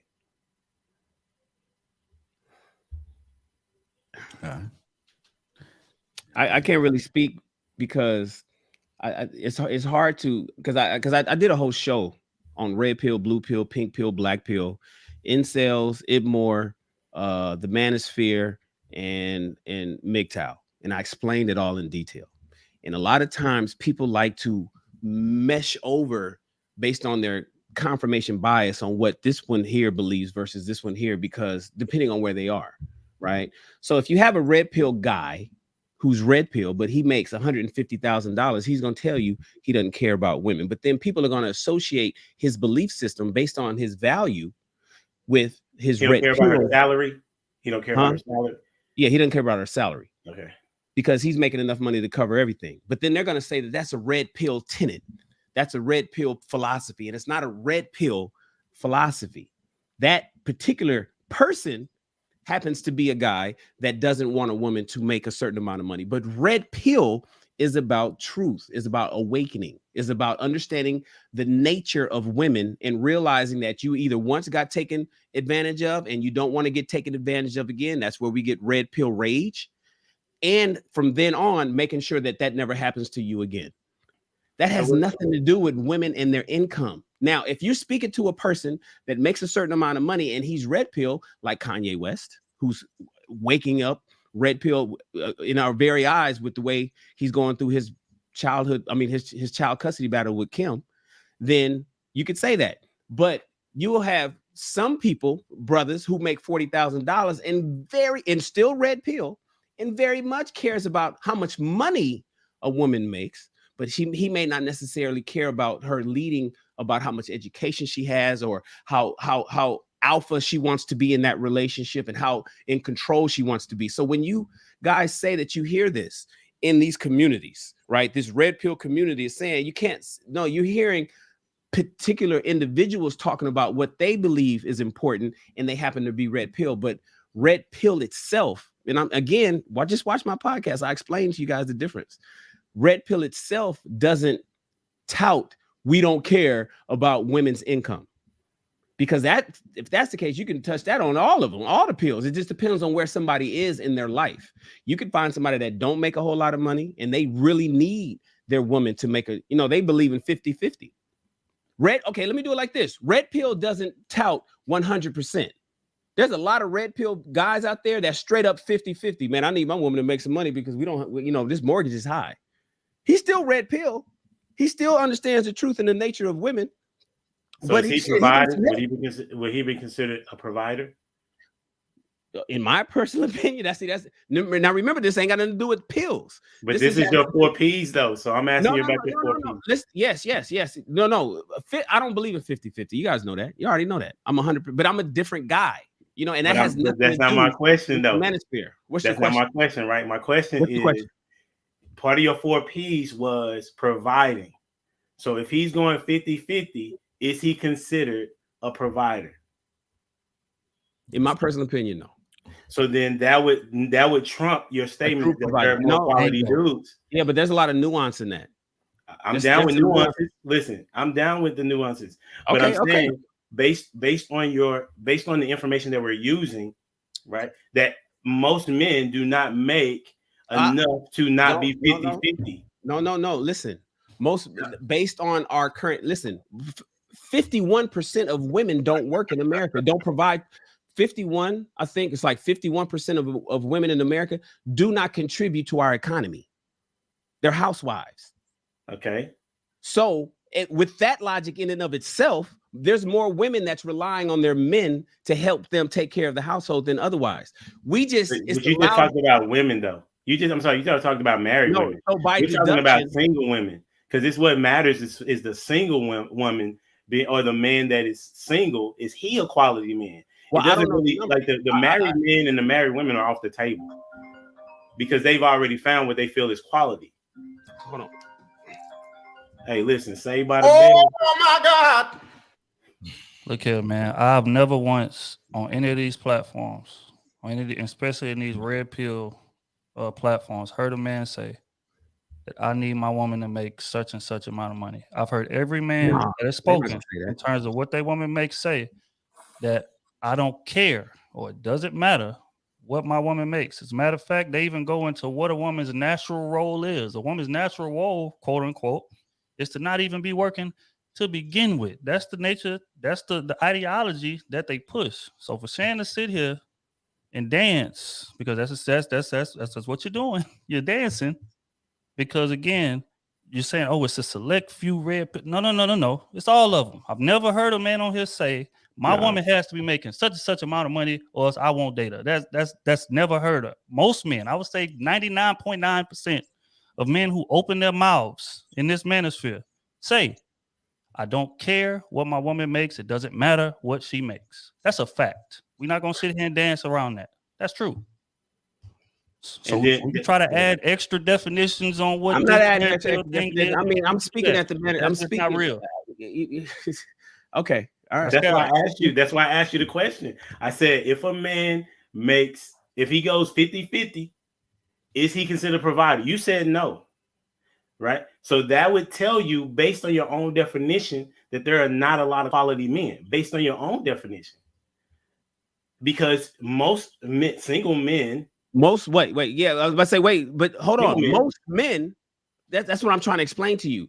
Right. There's a loud minority. There's a lot of men. That's what I call modern men. Like we got this whole thing called modern women. We got a lot of young guys that was raised by their mamas, younger than me. I'm only 49. Okay. Younger than me, that's screaming that 50-50 thing. I mean, that's out there saying that ain't the majority. Do you believe that's the majority of relationships and men throughout? And we're talking men. I'm assuming we're just talking about America. Well, before, when I've been on the panel, y'all said that there was a lot of dudes that were considered what is the word you just used? You said modern. Yeah. You all said that there was a lot of modern men out here. There are a lot of them. There ain't no majority. Okay. So a lot and the majority are different. I believe most men are quality. I believe that. I know that y'all don't believe that. I know that you guys think most niggas is shiftless and is running around and is homosexuals. I know you believe most black men, particularly, is out there jobless and ain't doing shit and don't give a fuck and want. I know that's what y'all believe. I don't believe that. Vehemently do not believe that. I believe most black men are upstanding, strong, hardworking, and willing to do what they need to do to take care of their families, including providing the best they can for what they under the circumstances of this current economy. Right. Okay. I understand. I understand what you're saying. Right. Okay. I'm saying that the part that you're missing from these 4 P's is integrity. Like, where does that fall in line? Because you're saying that no, that's I mentioned that. I said the 4 P's plus all. Make sure you don't kill thy neighbor. That's what I was talking about. There's integrity. You have to have some faith. You have to have your word needs to matter. Your word is your bond. All of that kind of like goes without saying. That's almost like saying no. That does not go without saying, Shannon. You know they don't go without saying. Why? See that doesn't go without saying. With who? With the people that you know? No. People in general. Like we're talking about quality dudes. One of those things that's meant when you talk about faith, most dudes don't rock with a particular faith. You know what I'm saying? That's a fact. You know what I'm saying? You can go look that up. Most dudes are not even trying to be in no particular kind of faith because they say that they're their own God. You know what I'm saying? So that's a thing. And then the part about the integrity. You think most men are agnostic and you think most men are atheist? Is that what you're saying? That's based on the information. I don't know if it's. I'm just telling you what the no. The majority of men, black men particularly, are not atheists, brother. Okay, let's go with that. If that's the case, either integrity or faith. We ain't talking about church. That's fine. Go ahead. I'm saying that if that's the case, then it would be different as it relates to relationships. Is what I'm saying. That a single man should be able to, if he's on this doesn't make sense to me. If you all are on this stage talking about men, this is what you need to do, X, Y, Z, and then you can be able to get this type of woman. Y'all say that all the time, but now I don't say that. What? Now it's in front of you saying, okay. Oh, really? Now I'm saying, okay, if you have these things in your stuff in order, you should be able to find a woman. No. Now you're saying no, you can't find one because there's not a lot of quality women. I didn't say it was quality women. I said they choose wrong. But you also said that the man could find one. Who said that? I can, right? But again, this is what I'm saying. Let's make this simple, right? This is what I'm saying. For one, I hate the money reference, right? I tell you about that $42,000. It don't matter if I made $10,000, bro. If I'm putting it into your house, it's $10,000 you ain't had before. It's $42,000 you didn't have before. I understand. Stay in your fucking lane, bro. Shannon got a different lane. Trill got a different lane. Humble Dad got a different lane. G.I. got a different lane. Rilla got a different lane. Stay in your goddamn lane, right? But for my wife works, but I wouldn't care if she works, right? Because I'm going to go get it regardless, right? That means me as a quality man knowing to have my basics in order. You know, my house, the food, the cars, the insurance, the lights, whatever, right? So if that's not what a woman looking, and to be a stand-up dude, have some type of code, love my children, take care of my wife, right? Do you think most men are like that, Ricky? I think most are. Thank you. I think most are, right? But again, hold I got a on, question bro. right after you're done, Ricky. No doubt. No, I think most are, right? But again, as with everything, right? The same way we sit up here and highlight the bad women, right? When we know it's good women out there, is the same way we highlight the fucking Tyrones and the Bobos that's not doing what they supposed to do. The loud minority. Right? We out there, but again, the truth of the matter is the same way with a good man. He end up with a chick that did him bogus because he didn't choose correctly. The same way a woman end up with a man that ain't nothing because she didn't choose correctly. Like I said before, what you trying to do? You choosing. You choosing. Everybody want to keep saying that, oh, it's weird and is you the norm? Why it's normal for me? Why can't it be normal for you? It is actually normal for most men, Ricky. You just got lucky to have a woman to jump on your No, team. I didn't get lucky. I'm smart. Well, yeah, you pick. Yeah, correctly. I'm smart. Picking a partner ain't got shit to do with luck, bro. Yeah, you're right. Okay, so question. Since y'all say that most men are quality men, right? Would you deem somebody that makes decisions based on their convenience over the greater good of the community somebody of quality? I make decisions based on what's best for me, what's convenient for me, more so over what's best for the community. Would you deem somebody like that of quality? That's selfish. Right. So when we talk about most men, right? Most men will make decisions based on what's convenient for me more so than what's better than the community. Here's a perfect example, right? If you poll 100 men and say, hey, we'll give you $1 million, but if we give you this $1 million, that's gonna put 1,000 other families on the street. Do you think most dudes will say, nah, I don't want them to keep that, man. I want them people to have houses. I want them people to do their thing. No, most men are gonna take that $1 million without a question of a heartbeat. Hey, B. Most men wouldn't. Most pussies would. Oh, what? Sure. So again, which goes back to my point. I feel like most men are not of quality because of what Ricky just said. Most men are gonna take that $1 million. I don't give a damn about the community. I'm trying to come up. I'm looking out for me and what's convenient for me. So, but a quality man is gonna look at that as because a quality man, first off, has awareness of my decisions and my the community in general. They make decisions based on the community. I don't feel like most men move like that. I feel like most men are selfish. They're gonna do what's best for me. I want to go out here and smash these hoes because that's what's convenient for me. I want to get money. I want to buy jewelry and all that because that's what's convenient for me. Not necessarily me go out here and create businesses when I get this money or go out here and build youth centers when I get this money to keep these youngsters from off the street. Most men don't give a damn about keeping no youngsters off the street. They care about coming up. What's best for me? What's convenient for me? I don't feel like that's quality man, but I feel like that's most males. So that's why I disagree with that most men are quality thing. But hey, Trey, let me ask you this. Mm-hmm. So self-perseverance. Oh, go ahead. Well, go ahead. I was about to go there too, Shan, but I'll leave that for you. Self-preservation, I'll leave that for you. But let me ask you this. So your coaches, when you played athletics from high school through college, right? You was D1. Were they male or female? Male. Okay, male. And then were they like working men, like outside of coach, you know what I'm saying? Like outside of coaching in high school, was that their primary job or did they work elsewhere? Do you think they positively contributed to the communities that they were in or a part of? Definitely. Do you, because I think the conversation that we having is that it's a little bit of conflation. There's a lot of nuance and two things can be true at once, right? I'm of the belief that there are a lot of brothers that are quality men. It's a lot of good. Wait, stop. Are you of the belief that there are most quality brothers or a lot? Because those are two different things. Most means more than not. Do you feel like most men? Right. No, I said a lot. I think there's a lot of quality brothers.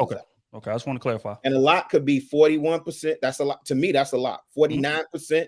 I'm not saying 51%, 60%, 70%. Shannon is. But let me just say this. Even with me living in Chicago, and as much as people talk Chirac this and war zone and gun zone, it's a lot of good brothers here. These dudes work and provide for their family as best they can and come home. And it's a lot of dudes that really fight to keep these schools open and keep some of these young bloods off the street and be out here coaching dang near for free. I know a lot of good coaches in Chicago that pour into these young bloods. Right now, that's not my, that ain't my get down, but I salute them brothers, and I think it's a lot. There's all types of organizations here that are doing things boots on the ground, and I think I do believe in part what Shannon is saying. There are a loud minority of brothers that got the attention and the spotlight on them. They got the megaphone, and they shouting their grievances from the rooftop, and they getting all the attention right now. You know what the brothers who I think are good dudes or quality dudes doing? Quiet. They're working. They got their head down. Their hand is on the plow. They ain't got time to be looking to the left or the right. They working. Trill, you one of them dudes. I think you a stand-up brother. The brothers you surround yourself with, I believe, are stand-up dudes. I think y'all positive in y'all community. So, I get it. There are a lot of bad apples out here. There are. And they get called out regularly. But I don't think and Humble Dad, I read John Maxwell too. So, I honest 1000% believe that everything, not just success, everything rises and falls on leadership, and leadership begins with the man. So I agree with that. But I still don't, that is true. But I also believe that it's a lot of good quality dudes out here. And I just don't want that point to be missed. I don't want that point to be missed. It's brothers out here that's getting to it. And I ain't talking about getting to a bag. I'm talking about getting to it. And you just think of your apartment building. I don't think most men are out here crooked, wicked, gang banging, thugs. I don't think that's the majority. I think it's a few of them. When you think of your apartment, because I'm thinking like an apartment building. What we're saying is most of the guys in this apartment building ain't shit. However many units are in because I don't live in an apartment, so I'm just assuming for those that's listening to my voice, and if you live in an apartment building, right, and you say you got 30 units or 50 units or 100 units, or maybe you got 4 floors, more than 50% of the men in that building ain't shit. I don't believe that. Okay, so then that means that that you're blaming. You're saying that the women don't know how to choose. I'm with that. Yeah, that's what you're saying. Like men don't know how to choose. I ain't saying there ain't no good women out there. I'm just saying. Right. But we were talking about like most and majority, and that's the phrase that we were using, right?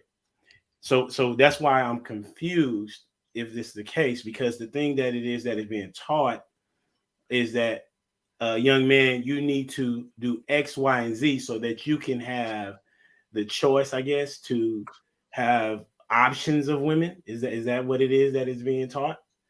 Is that what we're saying? No, what I'm saying is this, bro, is that have your shit together so when you come across a quality woman, she can see you handling your business as a dude and that you a good dude, and hopefully she's smart enough to choose correctly. So that would mean that there are, so all right, just help me out. So if you're saying that there are mostly, if we go with 51% of men, we just give that number, right? Mm-hmm. That they are quality dudes. Mm-hmm. But you're saying that there are probably 30% of quality women. No, that's not or what I'm 40%. saying. That's not what I said. Okay, so then I'm trying to understand, if there are so many quality men, then why are they not married? Because people don't know how to choose correctly. I kind of switch it up a little bit, fellas. Now look here, Joe. I think the difference is, man, we are again, it's like I said on this platform last Thursday. Again, people like to talk in extremes in this space. It's either you ain't shit or you of quality. Yeah. Or just average men. Yeah. Average. You're not of quality or nothing. You're self-centered. You move based on convenience. Not saying that you would cut somebody's throat. Right. But you move based on your convenience, not necessarily the convenience of the guys around you. And then there are certain men that have of a certain integrity, that's gonna move based on what's best for everybody else. I'm trying to take care of everybody else around me because I'm already straight. I'm good. Even if I'm not rich, I'm living decent. You know what I'm saying? So just me living decent, I wouldn't cut nobody's throat to get ahead because I have integrity. And I feel like resume matters. And I feel like, you know, the same moves that you make to get there is going to be the same moves that somebody else is going to make to pull your ass down from there. But most men, I feel like, don't move with that type of thought process. They move based on what's convenient for me. And they carry it into their relationships. They got a solid woman, quality woman, still out here sniping, hitting hoes, bringing hoes by the crib, got work wives that you smashing on the side, like all of that shit. Like it's a lot of men who do that. So when we get to talking about most men being of quality, which means premium, which means upper level, like above average, that's not most men. See, we have a difference. So I feel like that's where we disconnect that. And again, it may be, you know what I'm saying, we just may be defining it wrong. But when I hear quality, I hear premium. You talking that's not most men. Exceptional. That's what you saying. Correct. Oh, I don't equate quality with exceptional. I equate exceptional with exceptional. I equate amazing, above average, going above and beyond the Call of Duty with exceptional. Yeah. I'm saying quality. A quality car is a Honda Civic. Right. A decent quality car is a goddamn Toyota Corolla. It's not a Mercedes. Don't need to be. I don't call Mercedes S500 a quality car and a fucking Toyota Corolla below average. No, the average car is those are quality cars. They don't have a cost. So I think we have a different definition of what we call quality. Yeah, that's all it is. That's all it is. Like, because I think most people are quality people. I think most people are willing to do good. I think most people, I offer them $1 million. You know, motherfuckers might want to run off with that bread and say fuck them 100 people. But the reality is, most people will do good. Most men want to provide. Most men want to, whether they can or not is a difference. Humble dad, whether they have the ability to or not is whether they can get the job is a difference. I'm talking about the mindset, and as you were saying, you know, with being a good person and so on and so forth, and internal qualities that also lands in the providing, protecting, problem solving category too. I think most men have the desire to and is willing to. It's will or skill. You either got it or you don't. But most men are quality. Now, if you guys are saying quality is a BMW, Mercedes-Benz, 10%. Jaguar only, 10%. Then we have a different definition of quality. 10%. I'm saying quality is a Nissan. Quality is a fucking Nissan Maxima is a quality car. You know what I'm saying? You don't have to. It doesn't need to be a Bentley. It doesn't need to be a Bentley. I think an average house. I think most people here live in quality homes. I think most people that's listening to this, I don't think everybody is either in the projects or fucking filthy rich on top of a hill. I think most people live in a place with their central AC. They have running water. Their toilets work. The refrigerator is of quality. They have decent internet at home. They have a decent phone. I think that's what I equate quality. Now, we got exceptional. We got exceptional homes and exceptional cars and exceptional people with exceptional clothes and exceptional watches and exceptional everything else where, you know, that is not what I consider necessarily quality. That's above, that's exceptional. So maybe we have a different definition of what we consider quality. I'm saying most people are quality. Most brothers are quality. And that's what I'm saying. All right, go ahead, take us home on this one, Ricky. And this is what I'm saying, and I done talked about so many times in this show, right? And not in this show, but before, right? If that's what you're looking for, you're gonna be chasing your whole goddamn life because the numbers just not in your fucking favor. They're not. I'm telling y'all that right now. You can't have it all. No one can. Right? And this is what I said before. What happened to just being a good dude? Right. What happened to just being a decent woman? What happened? No, everybody got to be this level of stardom and shit. Everybody a hood celebrity. That ain't real. That's not real. And everybody looking out their lane for something that they'll never get.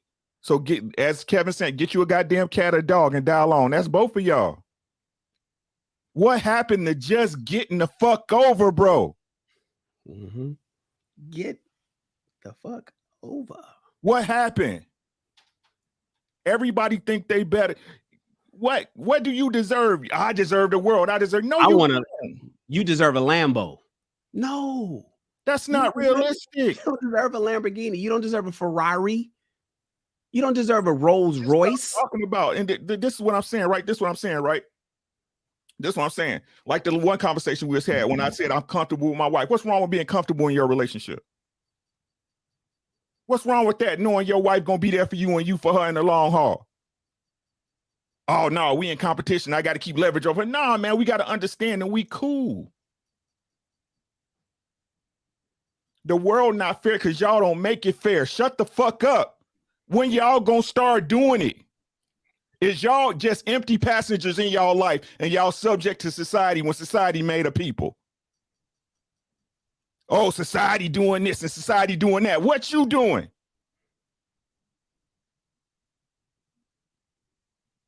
Sheep running around in the goddamn train saying shit ain't fair and you just running around with it because that's the way it is. When it's people that change every fucking thing. It's relationships that change everything. The way you work with people, but y'all happy with it.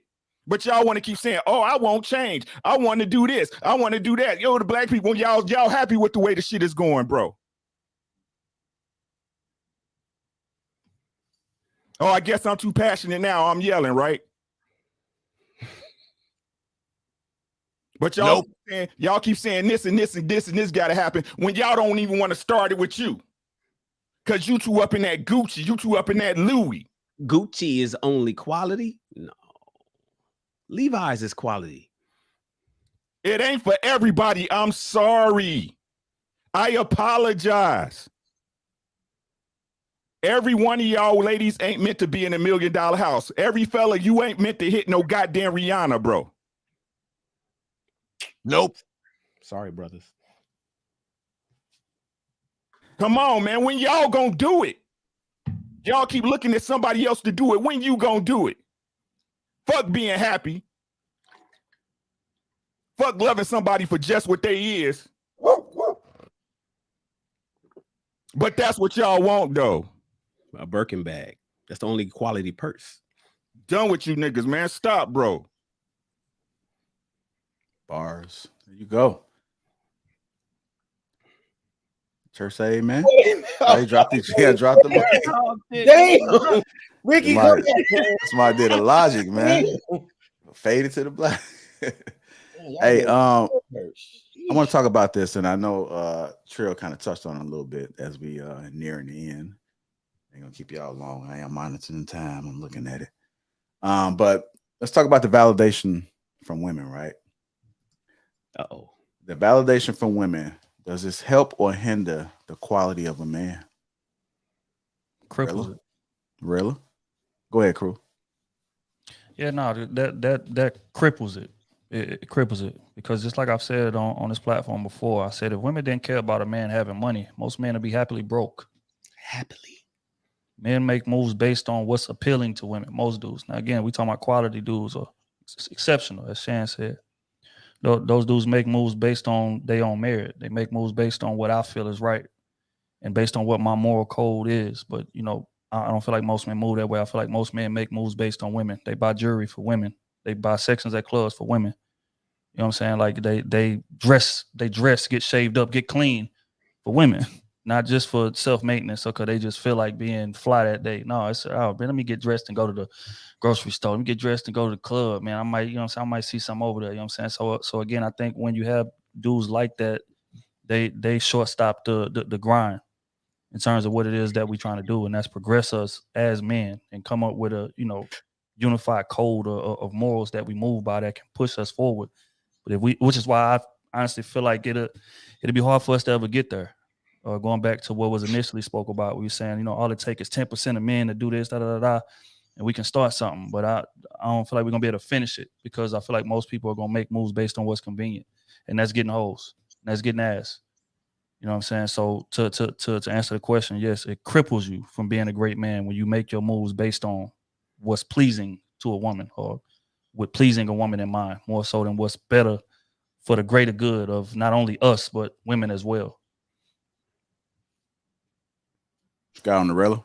Yeah, I don't have too much to add to what Trill was saying. I think he's spot on with that. But I look at it like this, man. If your primary or your priority is seeking validation from a woman, you a hoe stud. You are.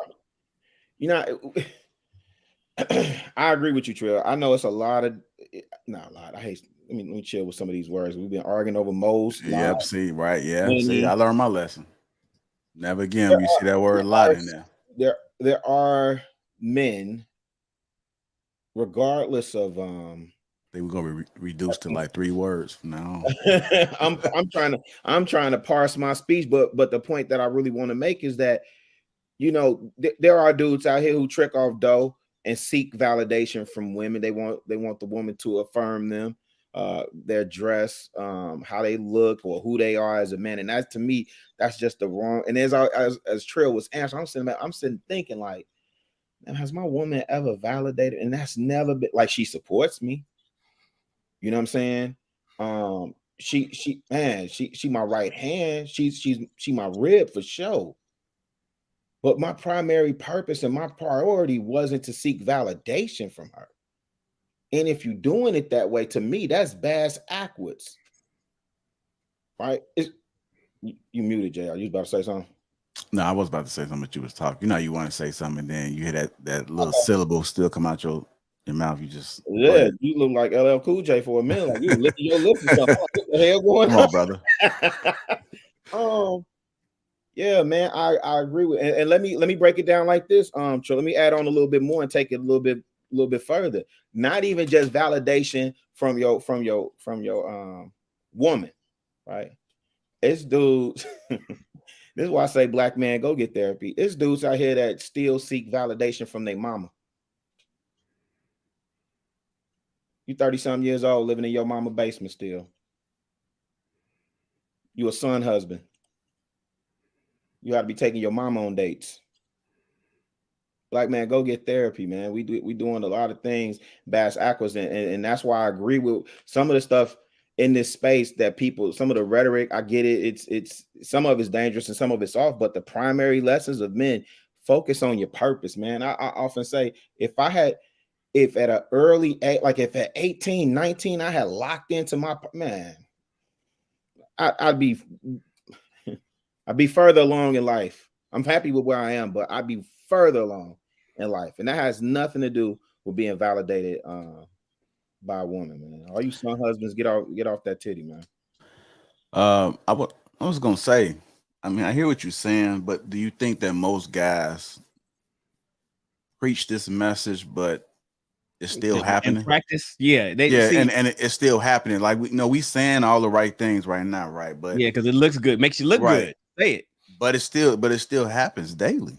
It's happening like without a thought. It's happening. It's just how majority of the world is wired, where like we're moving, and if you take women out of the equation, you'll probably have a different outcome with a lot of situations. So I'm just dissecting. I like this conversation because I get it. We waking up, right? But most men are still doing it. But I mean, even go ahead. No, go ahead, bro. My bad. Yeah, I'm just thinking about everything. You know, like what. There's not a lot of men that's actually just doing it for themselves. There's the influence of a woman. So Trill said it. Listen, I'm gonna read you guys something. We said this before. The pages of history are filled with records of great leaders whose achievements may be traced directly to the influence of women. These women arouse their minds through stimulation of sexual desire. Napoleon Bonaparte was one of them. When Napoleon was inspired by his first wife, Josephine, he was irresistible. He was invincible. His better judgment or reasoning faculty prompted him to put Josephine aside. When he got rid of Josephine, Napoleon fell apart. His defeat in St. Helena was not far distant. Men do shit for women. I hear what men say, but the reality is what Trill said.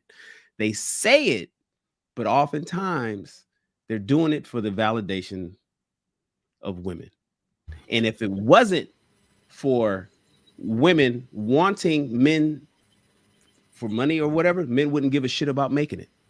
Facts. That's. Oh, you finished? I'm sorry, I didn't want to interrupt. No, go ahead. That's why I saw it as different. That because of the validation in which I was talking about, it helps men. you know, I understand the hinder part, but the reason why I'm saying I'm thinking like help is because if otherwise, if it didn't have that motivation to prove to these women or try to get these women, then what is it that we as men would be doing? You said that we would probably be a lot of broke dudes being comfortable being broke. So it seems as if the validation from women, although it shouldn't be, actually helps. It actually helps because it's that scenario that you talked about before, Shannon, when you were talking about the cheerleaders. I think you were talking about the story of the cheerleaders. I gave the story of where the cheerleaders was founded. You're absolutely right, Humble Dad. It changed the trajectory of how men operated on the field, right? And so it also is the same thing of why Napoleon failed, right? Because he got rid of his motivation. He got rid of Josephine. And so I'm saying that the validation from women does help men because that is, I mean, think about it. If we did not have a family that we wanted to protect and provide for, then how useful would we feel like we were? Right. Well, that's back to Shawshank Redemption. So you're absolutely right, Humble Dad. So the thing is, I didn't speak on the hinder or help part. I'm just saying that women are the influence. So maybe I'm on the first half of the question. The validation from women is coming across the screen. The validation from women, does this help or hinder the quality of man? I think I'm probably saying the validation of women changes or affects the quality of a man. Now, I've always said, for all men, depending upon the woman that you choose, will, you know, your success or failure you'll rise or fall based on the woman you choose. So it really goes both ways. Oh, exactly. That's what I was gonna say. Yeah, it really goes both ways. It's all dependent. Again, it's down to what you choosing and what you into, right? A great woman can help you. She can help you focus. You know what I'm saying? She can give you purpose. She can, you know, y'all can bounce ideas off of each other to get to the goal faster. But if your blind spot. Right, exactly. She got your 6. You know what I'm saying? But if you got you got a woman who wants some other shit, and if you looking for that validation or that information from her, it can destroy you just as fast as a good woman can help you. So it's all dependent on your partner. Let me ask this real quick, because I you know, for me, words mean something. So define validate. I Humble Dad 3.0. Because I think that sounds like a compliment, man. But then I'm looking up the definition. I'm looking at synonyms. So I believe the action of checking or proving the validity or accuracy of something was the definition. I got you. And then since we know you can't use the base word in definition, then you go and you look up validity and you see what that says, and it's going to direct you to valid, and you look up what that says, it's going to give you something different. And none of it is what we're talking about here. We're talking about the influence, the effect, and the impact of women. It has that's not validating men. That's well, I guess I'm looking at when he says validating, I'm looking at a woman. I'm looking at when I look at validating, I'm looking at approval. Approval. A woman saying, "That's my guy." A woman saying, "The action of checking." I am knighting you and shit. You know what I'm saying? That's exactly what I saw. Yeah. Also that the plan is coming to fruition, right? That the end game is the right end game. You see what I'm saying? But again, that requires both of y'all to be on the same sheet of music. Right? Again, like I said, her plan. Okay, I guess the best example was Power, right? Power. James St. Patrick and Tasha. Right? James St. Patrick had a vision for his wife. Now, Tasha was good. She validated and made sure everything was good on the back part when it was the dope gang. Right? But when he wanted to go clean, was she validating him correctly then? Was she supporting him the correct way? And that's what's dangerous about letting women validate you, because I feel like validating should come from somebody that could see the end game. More times than not, like as men, as a responsible man, a quality man, you can see, you looking at way down the road. Women are emotional, which means that they are short-sighted at times. So if she's dictating the direction of the ship, which she is, like by proxy, because if I'm looking to her for approval, She's dictating the direction of the ship. How can you let somebody dictate the direction of the ship who isn't looking long term? That's what's dangerous about it. So when you get to looking at these women over history, just the same way that they can motivate you to do well, it becomes dangerous because then you begin to lean on her subconsciously to direct you. And that's where the issue comes in at. Is that you, Trill? No, that's me. Some Amber Alert. I'm about to say, who TV is that? And to make nobody watch TV no more. To make the point about power, Angela got chose because Tasha didn't jump in line. Just to let y'all know. Angela got chose because Tasha didn't play a role. If Tasha would have played her role, everything would have been Gucci. I'm gonna bring this up, man. I just feel like I have to, man. So if y'all pardon me real quick, I'm gonna bring this in. So I was listening to the roommates and Stefan Speaks. Shout out to Stefan Speaks and the roommates. And he made this point, and I thought you guys kind of brought it up a little bit, or at least we can touch into it. But he brought about like men get better with time, right? Right? Would you guys agree? mean as far as getting more attractive with time? No, meaning that like reaching a peak, like as they continue to it depends on which man you asking. See, because I've already passed some time, so I'm looking at, damn, am I gonna get better when I get 60 and 70? So, but generally speaking, I mean, from like the 20s. Okay, and the answer is yes. Yeah, to the mid 30s or something like that, they tend to get better, right? Yes. So what he was saying was that when you're not with someone you highly desire, you have less motivation. So men that typically don't desire that woman in the beginning, they kind of hold them down, because as they level up, then they have a clear perspective on what they want out of life, what type of woman they want. So they kind of like settle in the beginning because that's just what's right in front of them.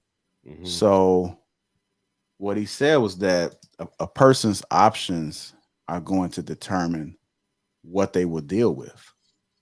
A person's options are going to determine what they will deal with. Yeah. So when you guys are having that conversation, it was almost, even with the power thing, like, you know, that was just then, but in reality, did Ghost really want wasn't it Angela? Tasha. No, he was with never Tasha. Wanted Tasha to begin with. Right, he never wanted Tasha. He wanted Angela initially, but he had to move away. I mean, or she had to move away to go to school, so he was stuck with an option that he didn't really want, but he settled for Tasha. Then they had kids, whatever. Then Angela came back in the picture. Then he left Tasha for Angela again, but that's who he always wanted to be with, was Angela. Right. So, like, do you guys see this happening often? You know, like, are most men that marry at an early age? Would you guys say that's not really the woman that they wanted, or do you think it's still possible? Like, does the success of that man at that time determine it? Wait, the question was men who marry at an earlier age. Is that the well? It's not the question. Well, the thing is, a person's options are going to determine what they will deal with. So, at the time, let's say you're not at your bag yet, right? You haven't reached your prime, and you decide to like fall in love with somebody, y'all kick it. It's cool, right? She's on the team. You guys wind up getting married. But as you level up, let's say you leveled up through the marriage. You speaking on starter wives? Yeah. That's it's common. That's commonly known, and that's why I don't want to say we. That's why I encourage young men to not focus on relationships, marriage, and whatnot when they're before their age of 30. Period. You know, if you're 20 anything and you're a guy, you need to be concentrated on building yourself up so you can be a successful and strong and great husband and provider, protector, problem solver, and procreator, and you can be that quality person. Far too often our young people are not thinking about that. They're leading with their dick. They like the girl that they're fucking went to high school with or whatever, and they're making those choices, and people know it. And that's where the whole term starter wife comes from. So, you're the starter wife, and then eventually you get a divorce, and then you go find the real wife that you actually like because that guy has matured into the man he actually is and not the young boy he was. So the answer to your question, in my estimation, is a lot of young men marry women based on their current circumstances when they were young, and not because they can't see the future. And once they see the future, they either resent the decision they made or think they made a bad decision or shit like that. often happens. And so again, that's why I suggest that young men don't concentrate on relationships and marriage. Okay. Yeah, I agree. I think that applies for most men, but also most men aren't able to have a pick of women at a very, very young age. But there are some dudes that have that ability, right? If he can hit the whole cheerleading squad if he wanted to. That type of dude is going to be way more sound in his decision making compared to a dude that was unpopular in school, might have been a bit nerdy, didn't really have no hoes, and then he graduate, or settle with a chick like that because that's essentially what you're doing, settling, because he didn't really have a choice. And then he's get with this girl, graduate, get a good job, start making good money, not different women available to him. Then yeah, he gonna have some regret because he never had options before. I picked you and I didn't have options, and now I got a lot of options. So now I'm curious. I want to see what that do. So yeah, Shane 1,000% right, but I also think it depends on what type of options that man had at a young age, and most men don't have a lot of options that young. Like like for instance, let's look at infidelity, right? In the black community, I believe men cheat, have admitted. We're gonna have to use admitted. Men have, after being polled, admitted to cheating about 26%, and women are, I think, 22, or maybe men are 28 and women are 24. So it's like a split 4% difference. But here's the thing. Here's the wild thing. I did a show called "Women Cheat More Than Men" because they do in the 20s. Women in their 20s cheat more than men in their 20s. It crosses over after age 30. And then it gets crazy after age 50. 50-year-old men and older cheat wildly on their wives. It's like fucking 60% or something like that. They all old men are just fucking old hoes. But women are typically faithful around that age, not necessarily because they just love their men, but ain't nobody checking for them at that age. So they don't have the options that they have. So like Trill is saying, men are getting older, realizing that they are more on the sexual marketplace, more valuable, and then are exercising those options by cheating on the woman that they were with for the last 25, 30 years, their high school sweetheart, who he knows, even if she wanted to cheat, ain't nobody checking for her. So that's what happens. Yet young boys is so head over heels in love with their girls, they're staying faithful, while those girls know that they are at the peak of their sexual marketplace value when they're in their 20s, and they're exercising their options when they're young. And that's why younger women cheat on men. Cheat on their spouses or boyfriends or husbands or whatever more than men do in their 20s, and then the shit crosses after the age 30. All right, I'm gonna try to get these few people now. I got 3 people I'm gonna get in. Keep it brief, fellas, so we can be respectful of these gentlemen's time. What's going on, Wallace? Welcome to the show. What you got for us, brother? Hey, how's it going? Just wanted to say that you guys were really getting it tonight. The thing on validation that you guys were touching in actually wanted to bring me back to a point that Shannon made earlier when you guys were talking about the ego. Shannon said it's like a conscious recognition of your self-importance. Mm-hmm. And I do believe that. That's why I always tell people to let it, like, recognize yourself, but don't let it be overbearing, because then it's not good for you. It's not a healthy position to be in. Most people are so caught up that their super ego takes over, and they're trying to like impose that on societal norms. So I'm glad you kind of pushed on that point. And then that's another reason when you started quoting the things about the kings of old, that's why they had their advisors. And I think that's what you guys are for a lot of men right now. You're the advisors on how the younger men should be moving. Somebody they can kind of trust, even though not meeting you, just the words that you guys are doing. You guys are validating each other because your experiences are overlapping, and the way you guys are thinking, the way you guys are able to move is an example for other fellas to be able to follow. So I just wanted to put that out there, that you guys are doing great work, and I appreciate every time you guys get on. All right, salute to you, Wallace, man. Thank you. My man. I appreciate the support, brother. Thank you. Yeah. What's going on, Jay? Keep it brief. What you got for us, brother? Okay. I want to start off by saying when y'all was talking about with the women doing all this type of stuff, and my thing is, we always have been blaming the men. I think the only reason why we've been blaming the men is because we don't have, us being particularly black men, we don't have power to hold our women accountable, even if they are in the wrong. I mean, since I've been alive, all I heard was black men take accountability, and we took accountability, no matter if we went to jail, we got put on child support, or in a conversation, most men gonna take accountability. I remember when I ended my relationship, when my woman left me, she was actually in the wrong, but I always blame myself. That's what we do. That's what we do. So we always take accountability, and to that point again, that we don't have power. Even if a woman say, yeah, I did it. Yeah, I was wrong. And so what? What you gonna do about it? Realistically, we can't do a goddamn thing about it. And even if she say she wrong, it's your fault that she wrong. It's our fault of their behaviors. Whatever they do is basically is on us. And that's been my only pushback when it comes to when we having topics about accountability and stuff like that. Then I had wanted to talk about y'all had some validation from a woman. You like when Trill was saying he got his confidence when he bagged the first woman that he thought he couldn't get, the one he desired, and after that, and went, he got better after that. You do get validation from a woman, and women get validation from a man. The reason why I say that, let's just say you working a job, you think you the handsomest man on the planet, but no woman checking for you. She going after the opposite. A lot of men will change what they got going on to get a woman approval. Mm-hmm. So we do. That's likewise when it comes to women. If all men say, well, we don't want skinny girls, we just gonna want women that's thick.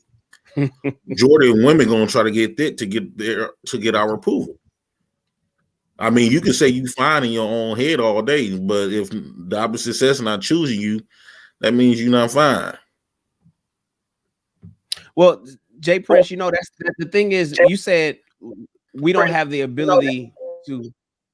Oh, so we don't have the ability. That speaks to the power of choice that we were talking about earlier, and that's all that men have now. That's all that people have. That's all you got. That's all everybody has. The power of choice, and it's very powerful. It's a very powerful tool. A lot of people don't exercise that. A lot of people, like you were just saying, like if I think you were giving an example. If most men wanted, like I talk about fit, feminine, friendly, faithful, and fun, right? Fit being the first one. If most men wanted fit women, but they're willing to sleep with women who are overweight or obese or is not fit, then what is the incentive for women to get fit? They're still getting the men that they want. If men were to one day wake up and decide, I am not going to have sex with, I am not going to date, I am not going to deal with, I'm not going to entertain a woman who's not fit, then suddenly the gyms will be full. Right. You're right. But go ahead, finish. I'm sorry. No, right. You rock it. You right. You can. Right. You're right. But the problem is you can't do that because your shit ain't together. Mm-hmm. Because 78% of men that's is what I said. So then how is the majority of dudes equality? No, that's not what the humble dad. I wasn't arguing that point. I've been said this forever, bro. You have to be right to try to check somebody else to be right. Haven't I said that? Okay, forever? now Ricky, now this was going to be my Shannon and Ricky. I want to hear from Shannon and Ricky on this last one. Last one, Prince. You gotta be mindful of the guy's time. So I got one more person to bring up. Okay, a lot of people was talking about that men shouldn't date if they don't got their shit together, which I probably understand that. We supposed to be providers and stuff like that. Women want to hire want this high top guy that's making the money to be able to provide. Okay, we give them that. Yeah, hypergamy. They want that type of hypergamy guy to give them a certain type of lifestyle. Well, logic. If these women, to the women that's not so called beautiful, not so called less in shape, shouldn't these women shouldn't date?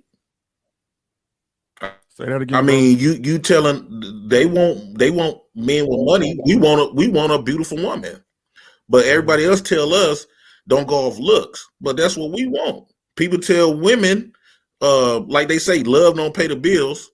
To a woman, well, for a man, love don't make our dick hard. We got to be some type of attraction there. So but we get shamed if we had that type of mindset. Oh, understood. Go ahead. Understood. Yeah, understood. But we don't have that. We never had that conversation on the flip side. Like we don't have that conversation. What conversation? Shout out to P. Ray about hypergamy. We don't have a conversation about where y'all froze up. No, that was you. That was you. No, Ricky, we don't have a conversation. Like, no. Let's just say if I get with a bad woman. You keep freezing, okay. Bro. That's what I'm saying. Yeah, man. Hey, you got to get with a bad woman, right? And I'll be with her for a few years. You're on that Cricket wireless. Nope. Hold on, I'm gonna see if you get your internet together, brother. I'm gonna take you down for a second, and then let me just get definite G. Try to straighten the internet out. Get your. Dang, y'all can't hear me. No, you keep going. Nah, Jay, we can't hear you. Okay. That shit delayed like about 5 seconds. I'll bring you back up, JP. Delayed like the L on what's going on, definite G. You know, sometimes you be scaring me with this shit. Definite G. I don't get it with it. Are y'all using y'all phone? No, let me see. I don't get it. They're using their wireless on that come with their phone plan. Wi-Fi is so crucial in this world right now. Okay, definitely G. Hey, Logic is wrong, bro. Logic is wrong. I was thinking the exact same thing, Ricky. Logic, if you watching, bro. Jay Prince, you there? Prince. All right, final thoughts. Yeah, I'm here. Jay was like asking 6 seconds behind. Jay Prince, you were asking if those women, they shouldn't just, if they're overweight and they're not what the men want, they should just not date. Yeah, they should not date. And let's just say if I get with a woman, because a lot of times when we say men can fall off, and women can have that option where she could leave and whatever because he ain't making the money no more within a certain time, within her certain time frame. Well, my thing is, if we're gonna have that type of logic, well, if I get with a woman and she started off beautiful, and a few years later you know how it go. Women start eating and she losing her weight. She look in the mirror, and now she got a gut and she done lost her butt. Shouldn't that woman, without you even have to say anything, should that woman start packing up her stuff and get ready to leave the house because she's not as beautiful? Like how the deal is this. The man, I'm supposed to maintain my provision and protecting you and providing for you financially. You got the simple job is keep your body intact. You supposed to look beautiful at all times. That's a deal. I think us men need to start standing on stuff since they standing on this. This man, we got to make over 100,000 a year. Only thing she have to do is maintain her looks. No, most men want a beautiful woman. Go ahead, Ricky. Go ahead. You want me to go? Jay Prince, who house she in? I mean, nowadays it go either or. The Bible says the woman's supposed to move with the man. Exactly. So if she in your house and it's a deal breaker and this is the understanding you had, you know what to do. Stop complaining. Make it happen. So if I live in our house, all I got to do is just pack my stuff. The judge should be able to say, well, why you want to get divorced? She lost, she gained weight, and that wasn't a deal. So the judge should grant me the divorce. It ain't got nothing to do with the judge. If that's what you not wanting, you should say no to it. You would know a man about what he willing to say no to. Yeah, but that type of stuff will like somebody. If everybody asks you why did you get divorced? Why did you get divorced? Because she gained weight. Because she got too fat. Holler at me. Because I'm confident in myself as a man. I know what happened. Grandma and them gonna chew your ass up alive for that. Sound like a goddamn problem they got, not me. But that's the thing about it. We need to start dealing with we need to stop worrying about people chewing us up alive and start dealing with, because that goes back to what JR was saying when he was saying a lot of people say things in public but think things in private. So don't worry about what people are saying. Just do what really your heart feels. Right for you, right? Do what's right for you. The thing is, Jay Prince, what I'm saying is, if you get a woman that's beautiful, like you said, and then you're providing and protecting, like you said, and then time goes on and then she loses her beauty, but you're still providing and protecting, shouldn't she automatically just go ahead and say, look, I didn't keep up my end of the deal, I should go ahead and cut this off? No, that's not necessarily the case. What we're saying is, if you have the propensity to gain weight, if, let's say, for instance, you are already overweight, or let's say that you are already not as friendly as you should be, or you're not as faithful, or you're not as fun, or maybe you don't meet them all. I'm simply only thing that I've always explained to people is the 5 F's that all men want: fit, feminine, friendly, faithful, and fun. There's only a certain amount of men that can demand it. Women seem to demand the high value guy and won't date anybody else until she finds one, until she wakes up and she's 45 years old. And then she starts calling the guys from college, talking about, hey, big head, the ones that she ignored, the one that she, kind of like ducked, and who was checking for her 20 years ago. But now that she don't have the options anymore, she's calling him now. But that guy then grew into his greatness, and now he's not checking for her. And that's what's happening right now.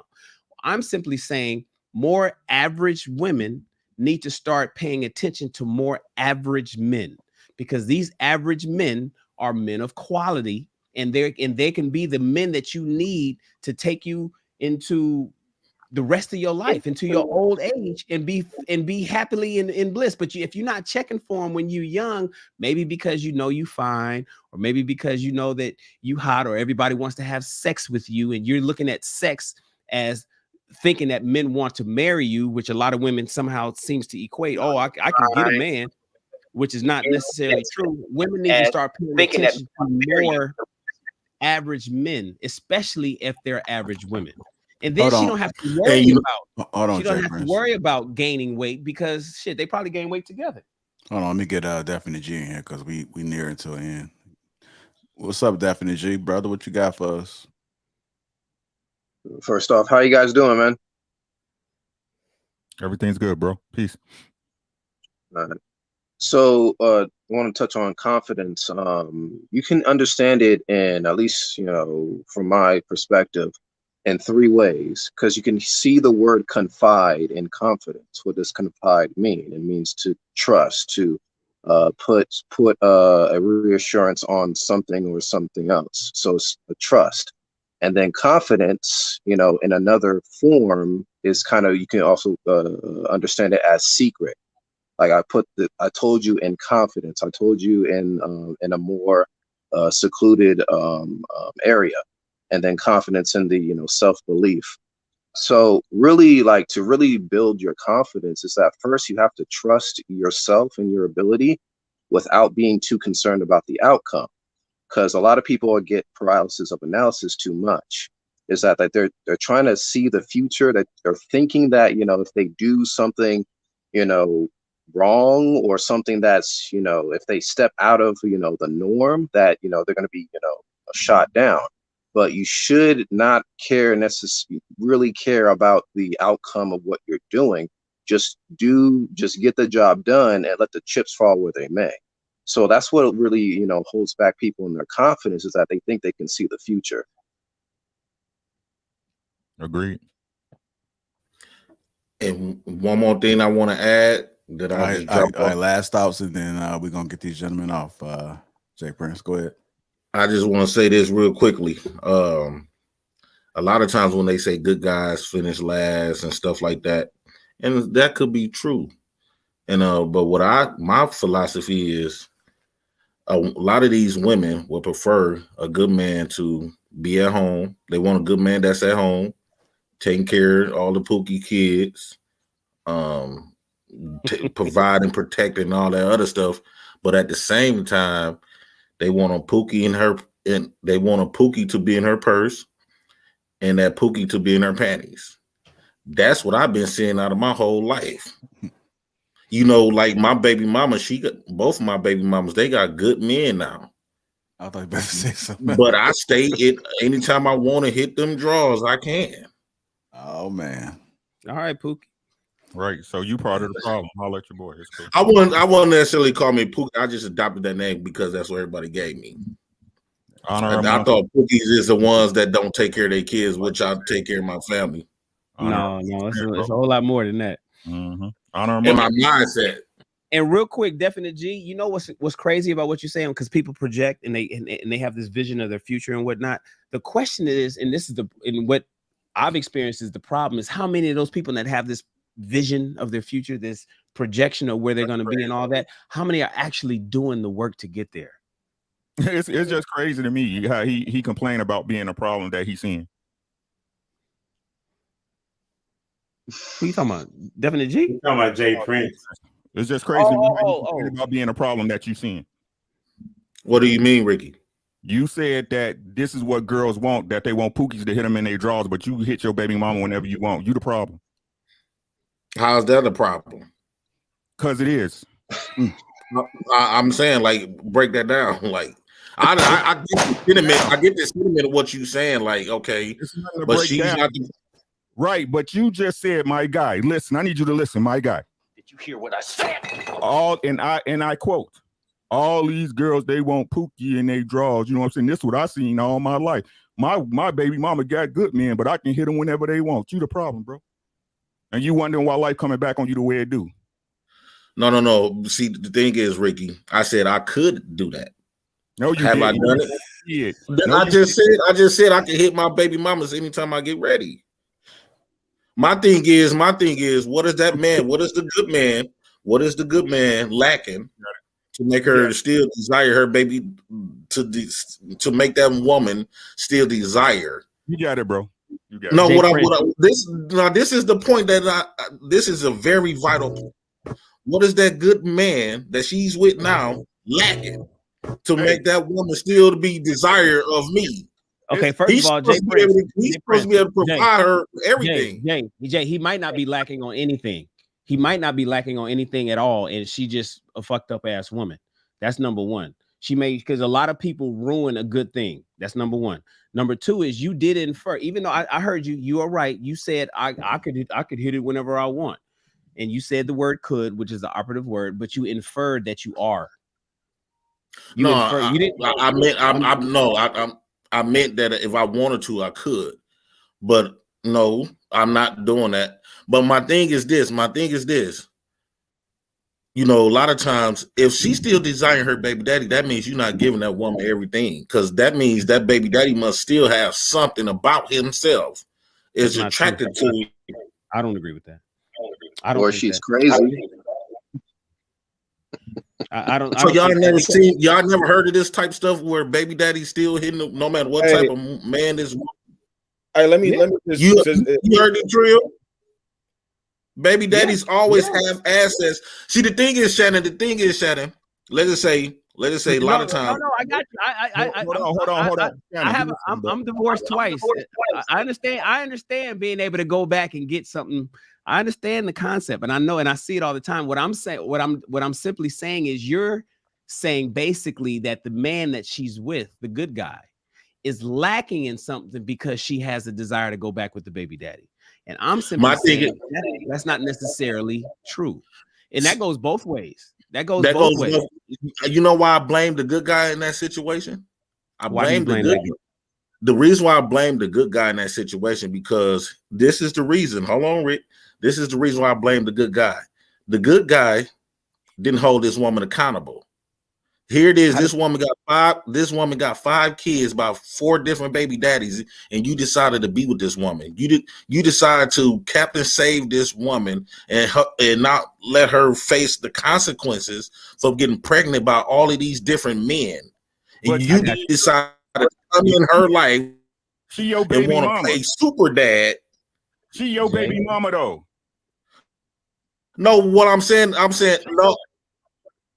no, that's not what I'm saying, Ricky. I know you. Listen, what I'm saying. She your baby mama. I'm blaming the general now. I'm just saying, in general. Wait. No, what I'm saying is that these women, on a regular, these women. I hear what Jay Prince is saying, but he's personalizing. Jay Prince, you're personalizing it because you blaming a dude for picking your baby mama and take care of your kids for some shit you left on him. That's crazy. No, that's not what I'm saying. That's not what I'm saying, Ricky. No, he's not saying that, Rick. No, that's not what I'm. That's not what I'm saying. That, Rick. He's saying that the baby daddy should have chose better because before he became. I'm sorry. He's saying the good guy should have chose better because before the good guy got into a relationship, before he proposed to her, before he had another child with her, he should have saw that she already lost. She already had 4 guys. She already had, 4 baby daddies and currently has 5 kids or whatever that number is. And that's so his that's decision. That's just like hiring. That's just like if you're a boss and you're gonna hire somebody that's been fired. The good guy did not pay attention to her record. He didn't look at her resume. He didn't pay. Right. He ignored the rep. That's what Jay Prince is saying. I'm telling Jay Prince just to get the booty. Jay Prince, that you are personalizing this because this can happen to somebody who only has 1 baby daddy. This can happen to a woman who don't have no baby daddies and simply divorced the ex-husband and he can still hit. And there's no kids involved at all. And what you're doing, Jay Prince, is saying that it's the good guy's fault and he's lacking in something. He's not doing something at home. He's not putting it down right. He's not fucking her right. He's not paying enough bills because for whatever reason, she's looking back at the ex. And I'm simply saying that oftentimes some people are just fucked up people. And that a woman could be doing all the right shit, a man could be doing all the right shit, and the person that they're with is so fucked up that they'll go back and look at somebody else. I agree with you. I agree with you, Shannon. There is some fucked up people, but from our experience out of life, anytime, I don't know if y'all ever experienced this or witnessed it, anytime a man have sex with a woman, he damn near will have access to that sex, no matter if he got kids with her or not. No, anytime he get ready. Once he break that barrel, that barrel and have sex with a woman, especially if he was the type of man that pleased that woman real good, no matter what man she gets, he will always have access to that. Think about that, Nick. Hold up, real quick, y'all. This is why body count matters. Wait, hold on. Yes, there you go. Hold on. What are we doing?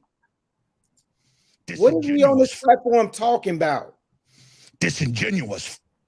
Like real talk. What I'm sitting here listening. What do we? That soundbite. Whoever. Well, listen, man. I don't have this many problems in my real life. I don't. Somebody, please mute your phone. Mute your phone, please. Go on mute. Have this many. Hey, JP. Somebody need to go on mute. I don't know what we're doing. I don't know what this is. I don't know what this conversation is. Y'all should be tired of talking about women by now. It seems like a lot of us got a lot of work to do on ourselves, and we more concerned with getting up and still shouting from the rooftop who everybody else is at fault. No. Get in the gym and do the work that you need to do on yourself. You ain't got time to be up here talking about what no woman doing. Clean up the stuff in your life that's not directed at you. I'm just sitting here patiently listening to y'all, and this conversation is going down a rabbit hole that I'm like, what are we talking about? What are we talking about? We know it's effed up people. We know it's good people. We led off this conversation with control. What do we control? Do you know the number one thing you control? You control you. Yes, sir. Tired of talking about all this dumb shit, man. I'm happily married, fam. I don't have these problems in real life. I ain't never had a problem with a female. Not like how y'all be chatty patty messy Betty shit, man. Like, damn. Can we move on to solutions? Anybody? Wait. Yeah. Hey, Rella, do that sound again, Rella. Anybody got a solution? I do that sound. That shit was coming through hard. I'm on Ricky right now. Let me cook. Damn. Like seriously, fam. What you trying to do? Barbecue or meal do? That pimp talk. I just don't get it. Hey. We're talking about leading our community. Hold on. Jay Prince, you gotta let him finish. We talking about men. Let him finish. And this is what we showing the young bloods, like young blood. This you got to look up to. These are the type of conversations real men have behind closed doors. Now I don't. Hey man, listen, y'all go ahead, man. Y'all got it. Y'all can finish talking about Pookie's, Ray Ray's, Bonquisha, Shaniqua's. Y'all can talk about no good for nothing baby mamas and who led and who hit what from the back all day, 7 ways to Sunday, man. I ain't on that type of time, fam. We on this thing almost 4 hours. We either talking solutions or I can keep it pushing. What we trying to do? Hey, Rilla, I agree. Everything what you saying, right, Rilla? You make a lot of sense. However, though, Rilla, I think from watching this panel, when you said the word habit, like that just negated everything that he said. Just so you know. Okay, I don't mean to negate what I don't mean to negate what he That's said. what you did. I know you didn't mean to, but I'm just telling you what that does. So you say, however, but I'm gonna let you speak. Meanwhile, Beyonce had the best music video in the. I'm gonna let y'all talk. I'm gonna let y'all talk, man. I'm gonna excuse myself from the conversation, but I'm gonna say this, Jay. I just want to ask, bro. Everything don't require a response. Just sometimes it's okay to just, you know what? It's cool. You gotta read the room, bro. You gotta be able to read the room. You're not reading the room because you're more concerned with getting your point out. You're not, bro. Just y'all have a good night, gentlemen. I love y'all for real. I just can't do this conversation, family. Too much for me. I think I really got that growth, man. Hey, tell him again. Hey, you got that, man. You better get to your wife. Get the ring up. Get to that. He's a newlywed. I see. All right, Jay Prince, I'm gonna drop you off, brother, and definitely G. Appreciate you guys. Thank you. All right, JP. Oh shit. Hold on, shit. What's going on here? There we go. It's all right, Ricky. It's all right, Ricky, man. JP came up and said, "Fuck that! I'm smashing my baby mom." Oh no, I ain't say that. That ain't what I said. No, that's what that's what JP said. Yeah, I know. Boy, say it's the good guy's fault too for letting me. I mean, I thought my ears are going bad. You know what I'm saying? The fuck, whatever, bro. You know what he said. He know he doing it too. Hey, but real talk, I'm starting to think Rilla had that all planned along. That was he's trying to exit, huh? Yeah, I'm gonna call him up. Yeah. Hey, ain't nothing wrong with that game plan. Yeah, I see. He built that hype up, and then again, bro. Like I said again, it's my fault because I didn't hear it right. You know what I'm saying? It's always somebody else's fault. You know what I'm saying? It's always somebody else's fault. And then when other people confirm it, they're like, "No, but I didn't say it." Like everybody is confirming that you said it. Well, he didn't. He didn't. In all honesty, Jay Prince didn't say it. He said he could. Listen. The way that we know what he said is mean. Come on, man. He didn't say it, but he said it. Nah, like, come on. He ain't say. He said could the second time, my nigga. My ears. I listen. I'll be listening to everything people say. If y'all ain't peeped that shit, I don't know what y'all talking about. Y'all don't know me. If you don't know me by now. Yes, sir. Eddie P. Oh my gosh. Oh. Like everything was so smooth, and then that happened. That was crazy. Come on, man. Whatever, bro. Close it out, Shane. Come on, Jacob, man. We got to close it out, man. Man, y'all hilarious, man. It was just getting good, man. It was just getting good, man. I got about another 4 hours, man. No, that was chaotic. That was not. That was chaotic. Well, say it's the good guys' fault. So basically, you know, what we got to do to win out here is we got to be bad guys.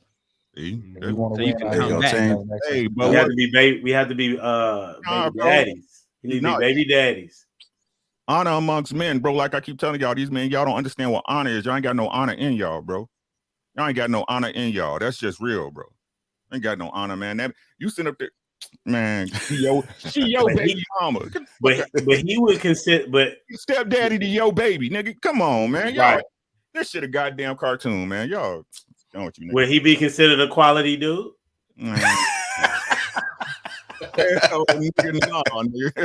But hey, it's his life, man. Hey, live it the way you want to, bro. I'm just saying, bro. Come on, man. Come on, man. Honor amongst men. That's where it starts first, bro. Honor amongst Mr. Lee. Shout out, man. Stop sleeping with another man's woman, bro. What you controlling, bro? There you go. All right, well, I appreciate y'all, man. Hit that like button on the way out. Also subscribe to the channel. See y'all in Houston, man. Hey, that was funny too, Humble Dad. I see you. Yeah, hey man, shout out to Humble Dad, man. This guy is becoming hilarious, man. Right before our eyes, man. I appreciate it, man. I'm back with it, man. I got me a woman, and things have changed for me, bro. Oh shit! What? Oh, it's gonna have to do a whole nother show. You got a woman, so I'm the only single brother on the panel. That's right. Right. Well, I mean, I'm the only single brother on the panel. Everybody got a Shannon, you ain't single. Somebody was folding clothes over there, man. That's a long. Hey, that's walking not single, back man. behind you, bro. Hey, Shannon got an entanglement, bro. You know. Yeah, I know. He has to. Hey, motherfucker came behind the camera, then came in front of the camera. Look, I got assistants, man. I got employees. They be all pretty late. Assistant, huh? They be pretty late, bro. Oh yeah, shit. I got people that I got people that go to my office work overnight. I see you. That's a different type of smile for an assistant. That's for the slut monkey, as relative. Right. He got they come to his house and work all night. You feel? It's for a host stud. Y'all niggas. Look, y'all be happily married. Go out there and be with y'all wives and your girl. Humble Dad. It was me and Humble Dad was the only ones left. Now I guess.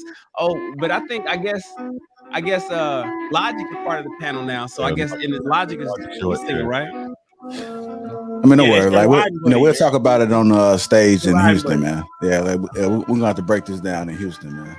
Hey, before we get out of here, though, man.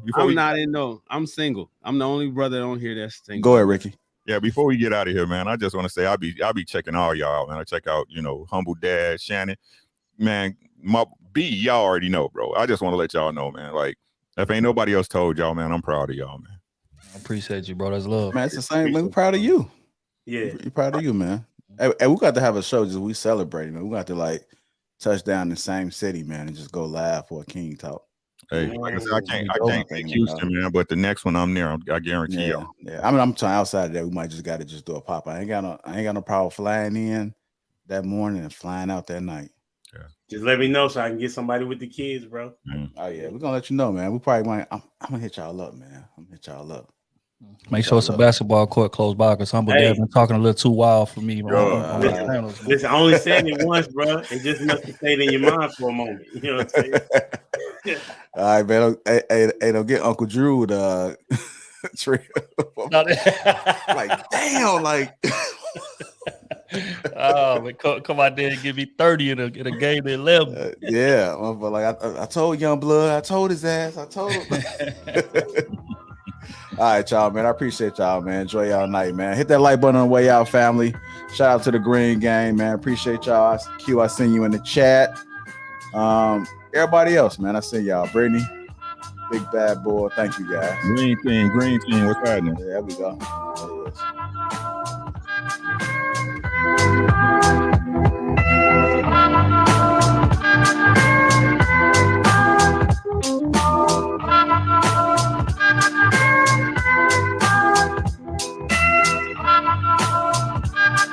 See you, Miss Parker. Shout out to you too.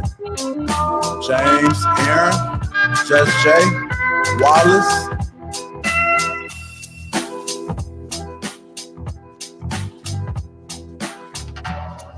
Brittany B, Ellie Boogie B, Julius, Just Right Music,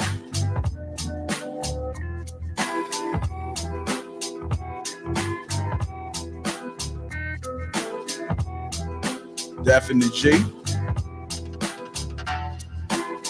Appreciate the super chat, Jay Goodrick.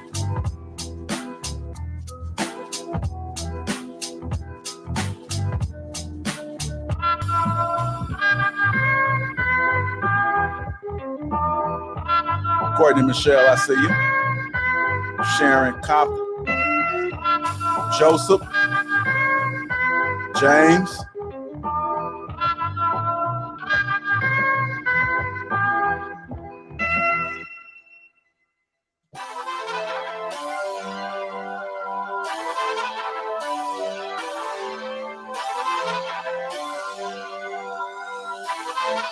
Sportsy Mobile Detailing.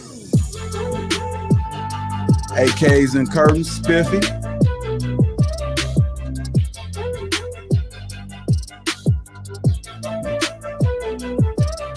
Hey, I'm already on it, Q. Talk to Trill, I gotta talk to you. I'm on it.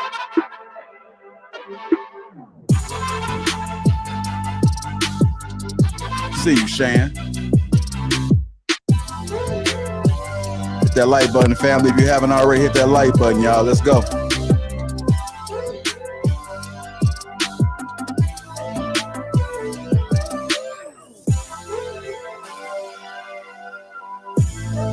Stacy Rubin, I see you.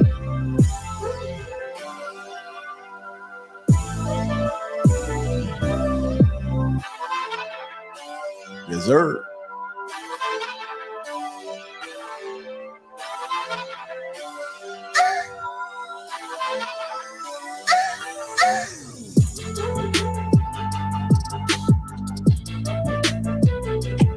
Ain't nobody got time for that.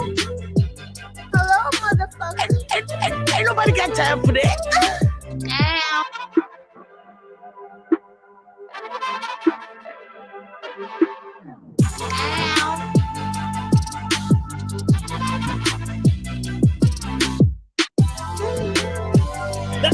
That's bullshit.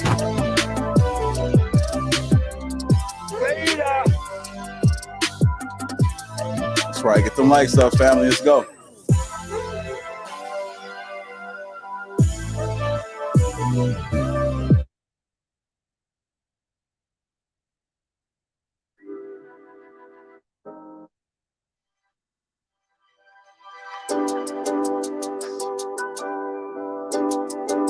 That's my shit right here.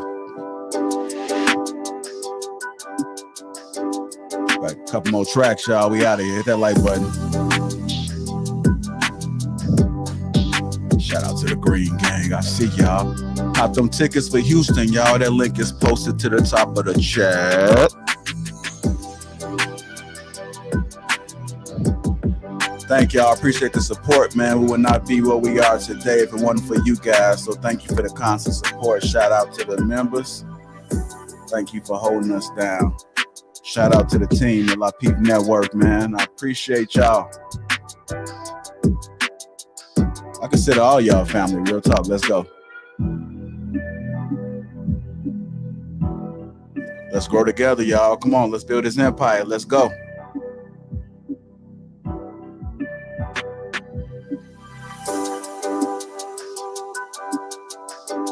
Shout out to you. Why are you still single? New subscriber here. Show was great. Appreciate it.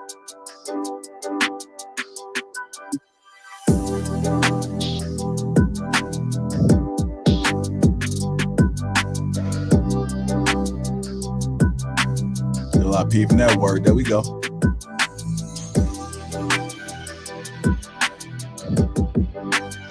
Go ahead and cop that Teej, man. That link is pinned in the description.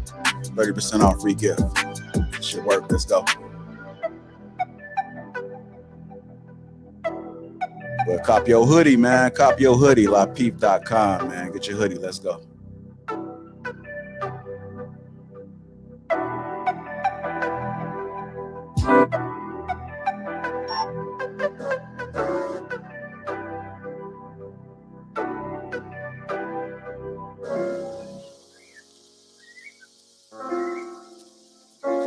Still rocking with y'all, man. Go ahead and enjoy the tunes. Hit that like button too.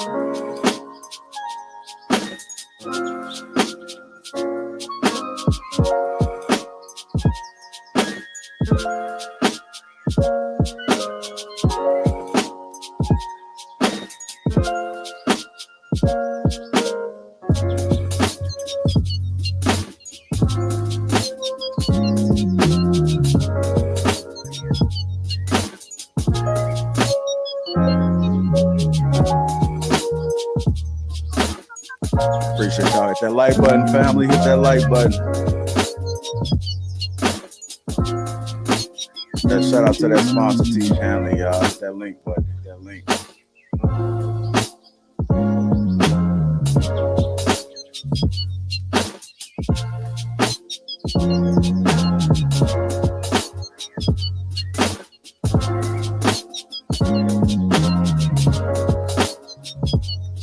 I see you, Dorothy. That's the one. I got you. Shout out to the security boss.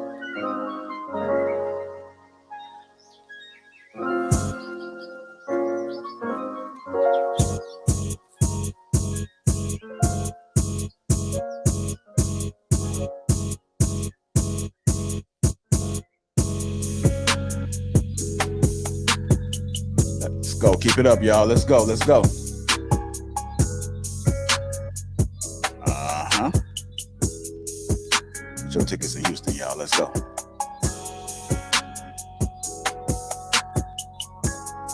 See you, Brittany. See you, Jasmine. It's a great show, y'all. Catch you on the replay if you missed it. So y'all follow Crew Season, Humble Dad. So y'all follow Ricky.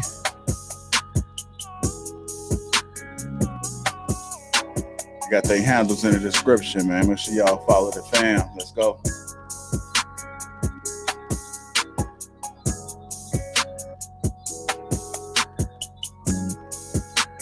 Look at Q. Come to the live show. You never know. You might luck up. Let's go.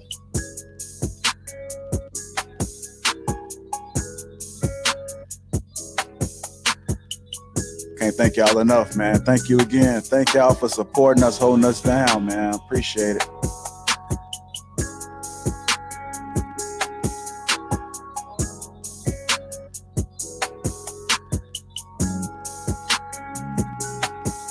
I know Jasmine coming.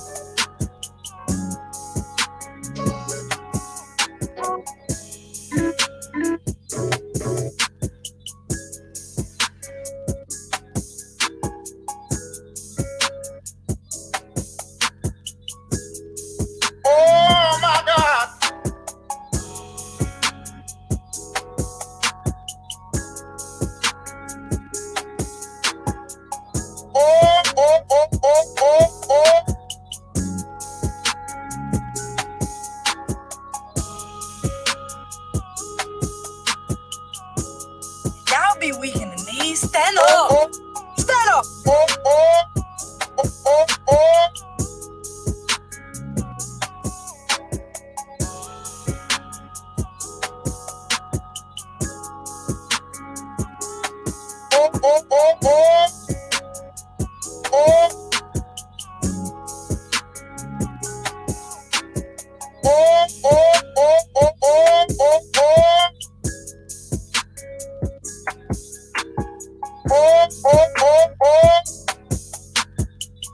Disingenuous.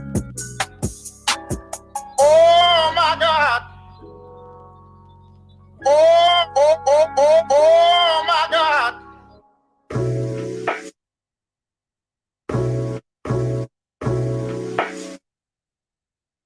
Oh my God.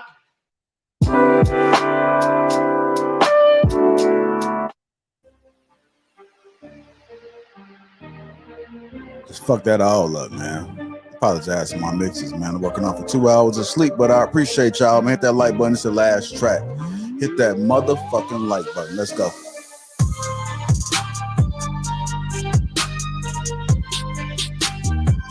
Oh my God.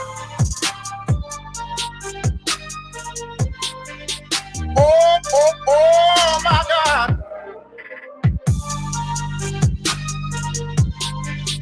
Oh my God.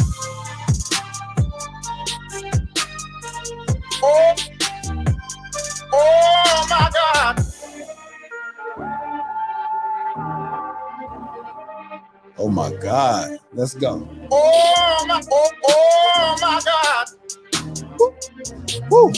Oh my God.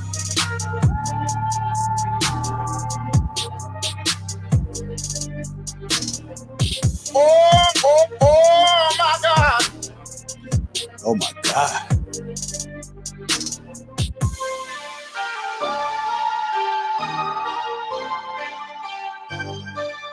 Oh my God. Oh my God.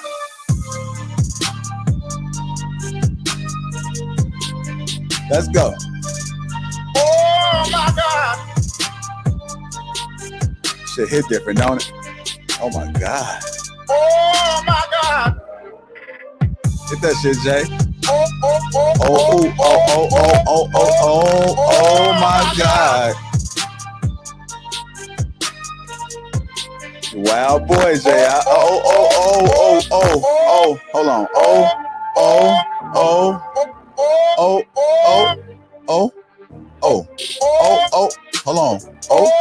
on. Wait. Let's drop it. Oh my God. Yeah.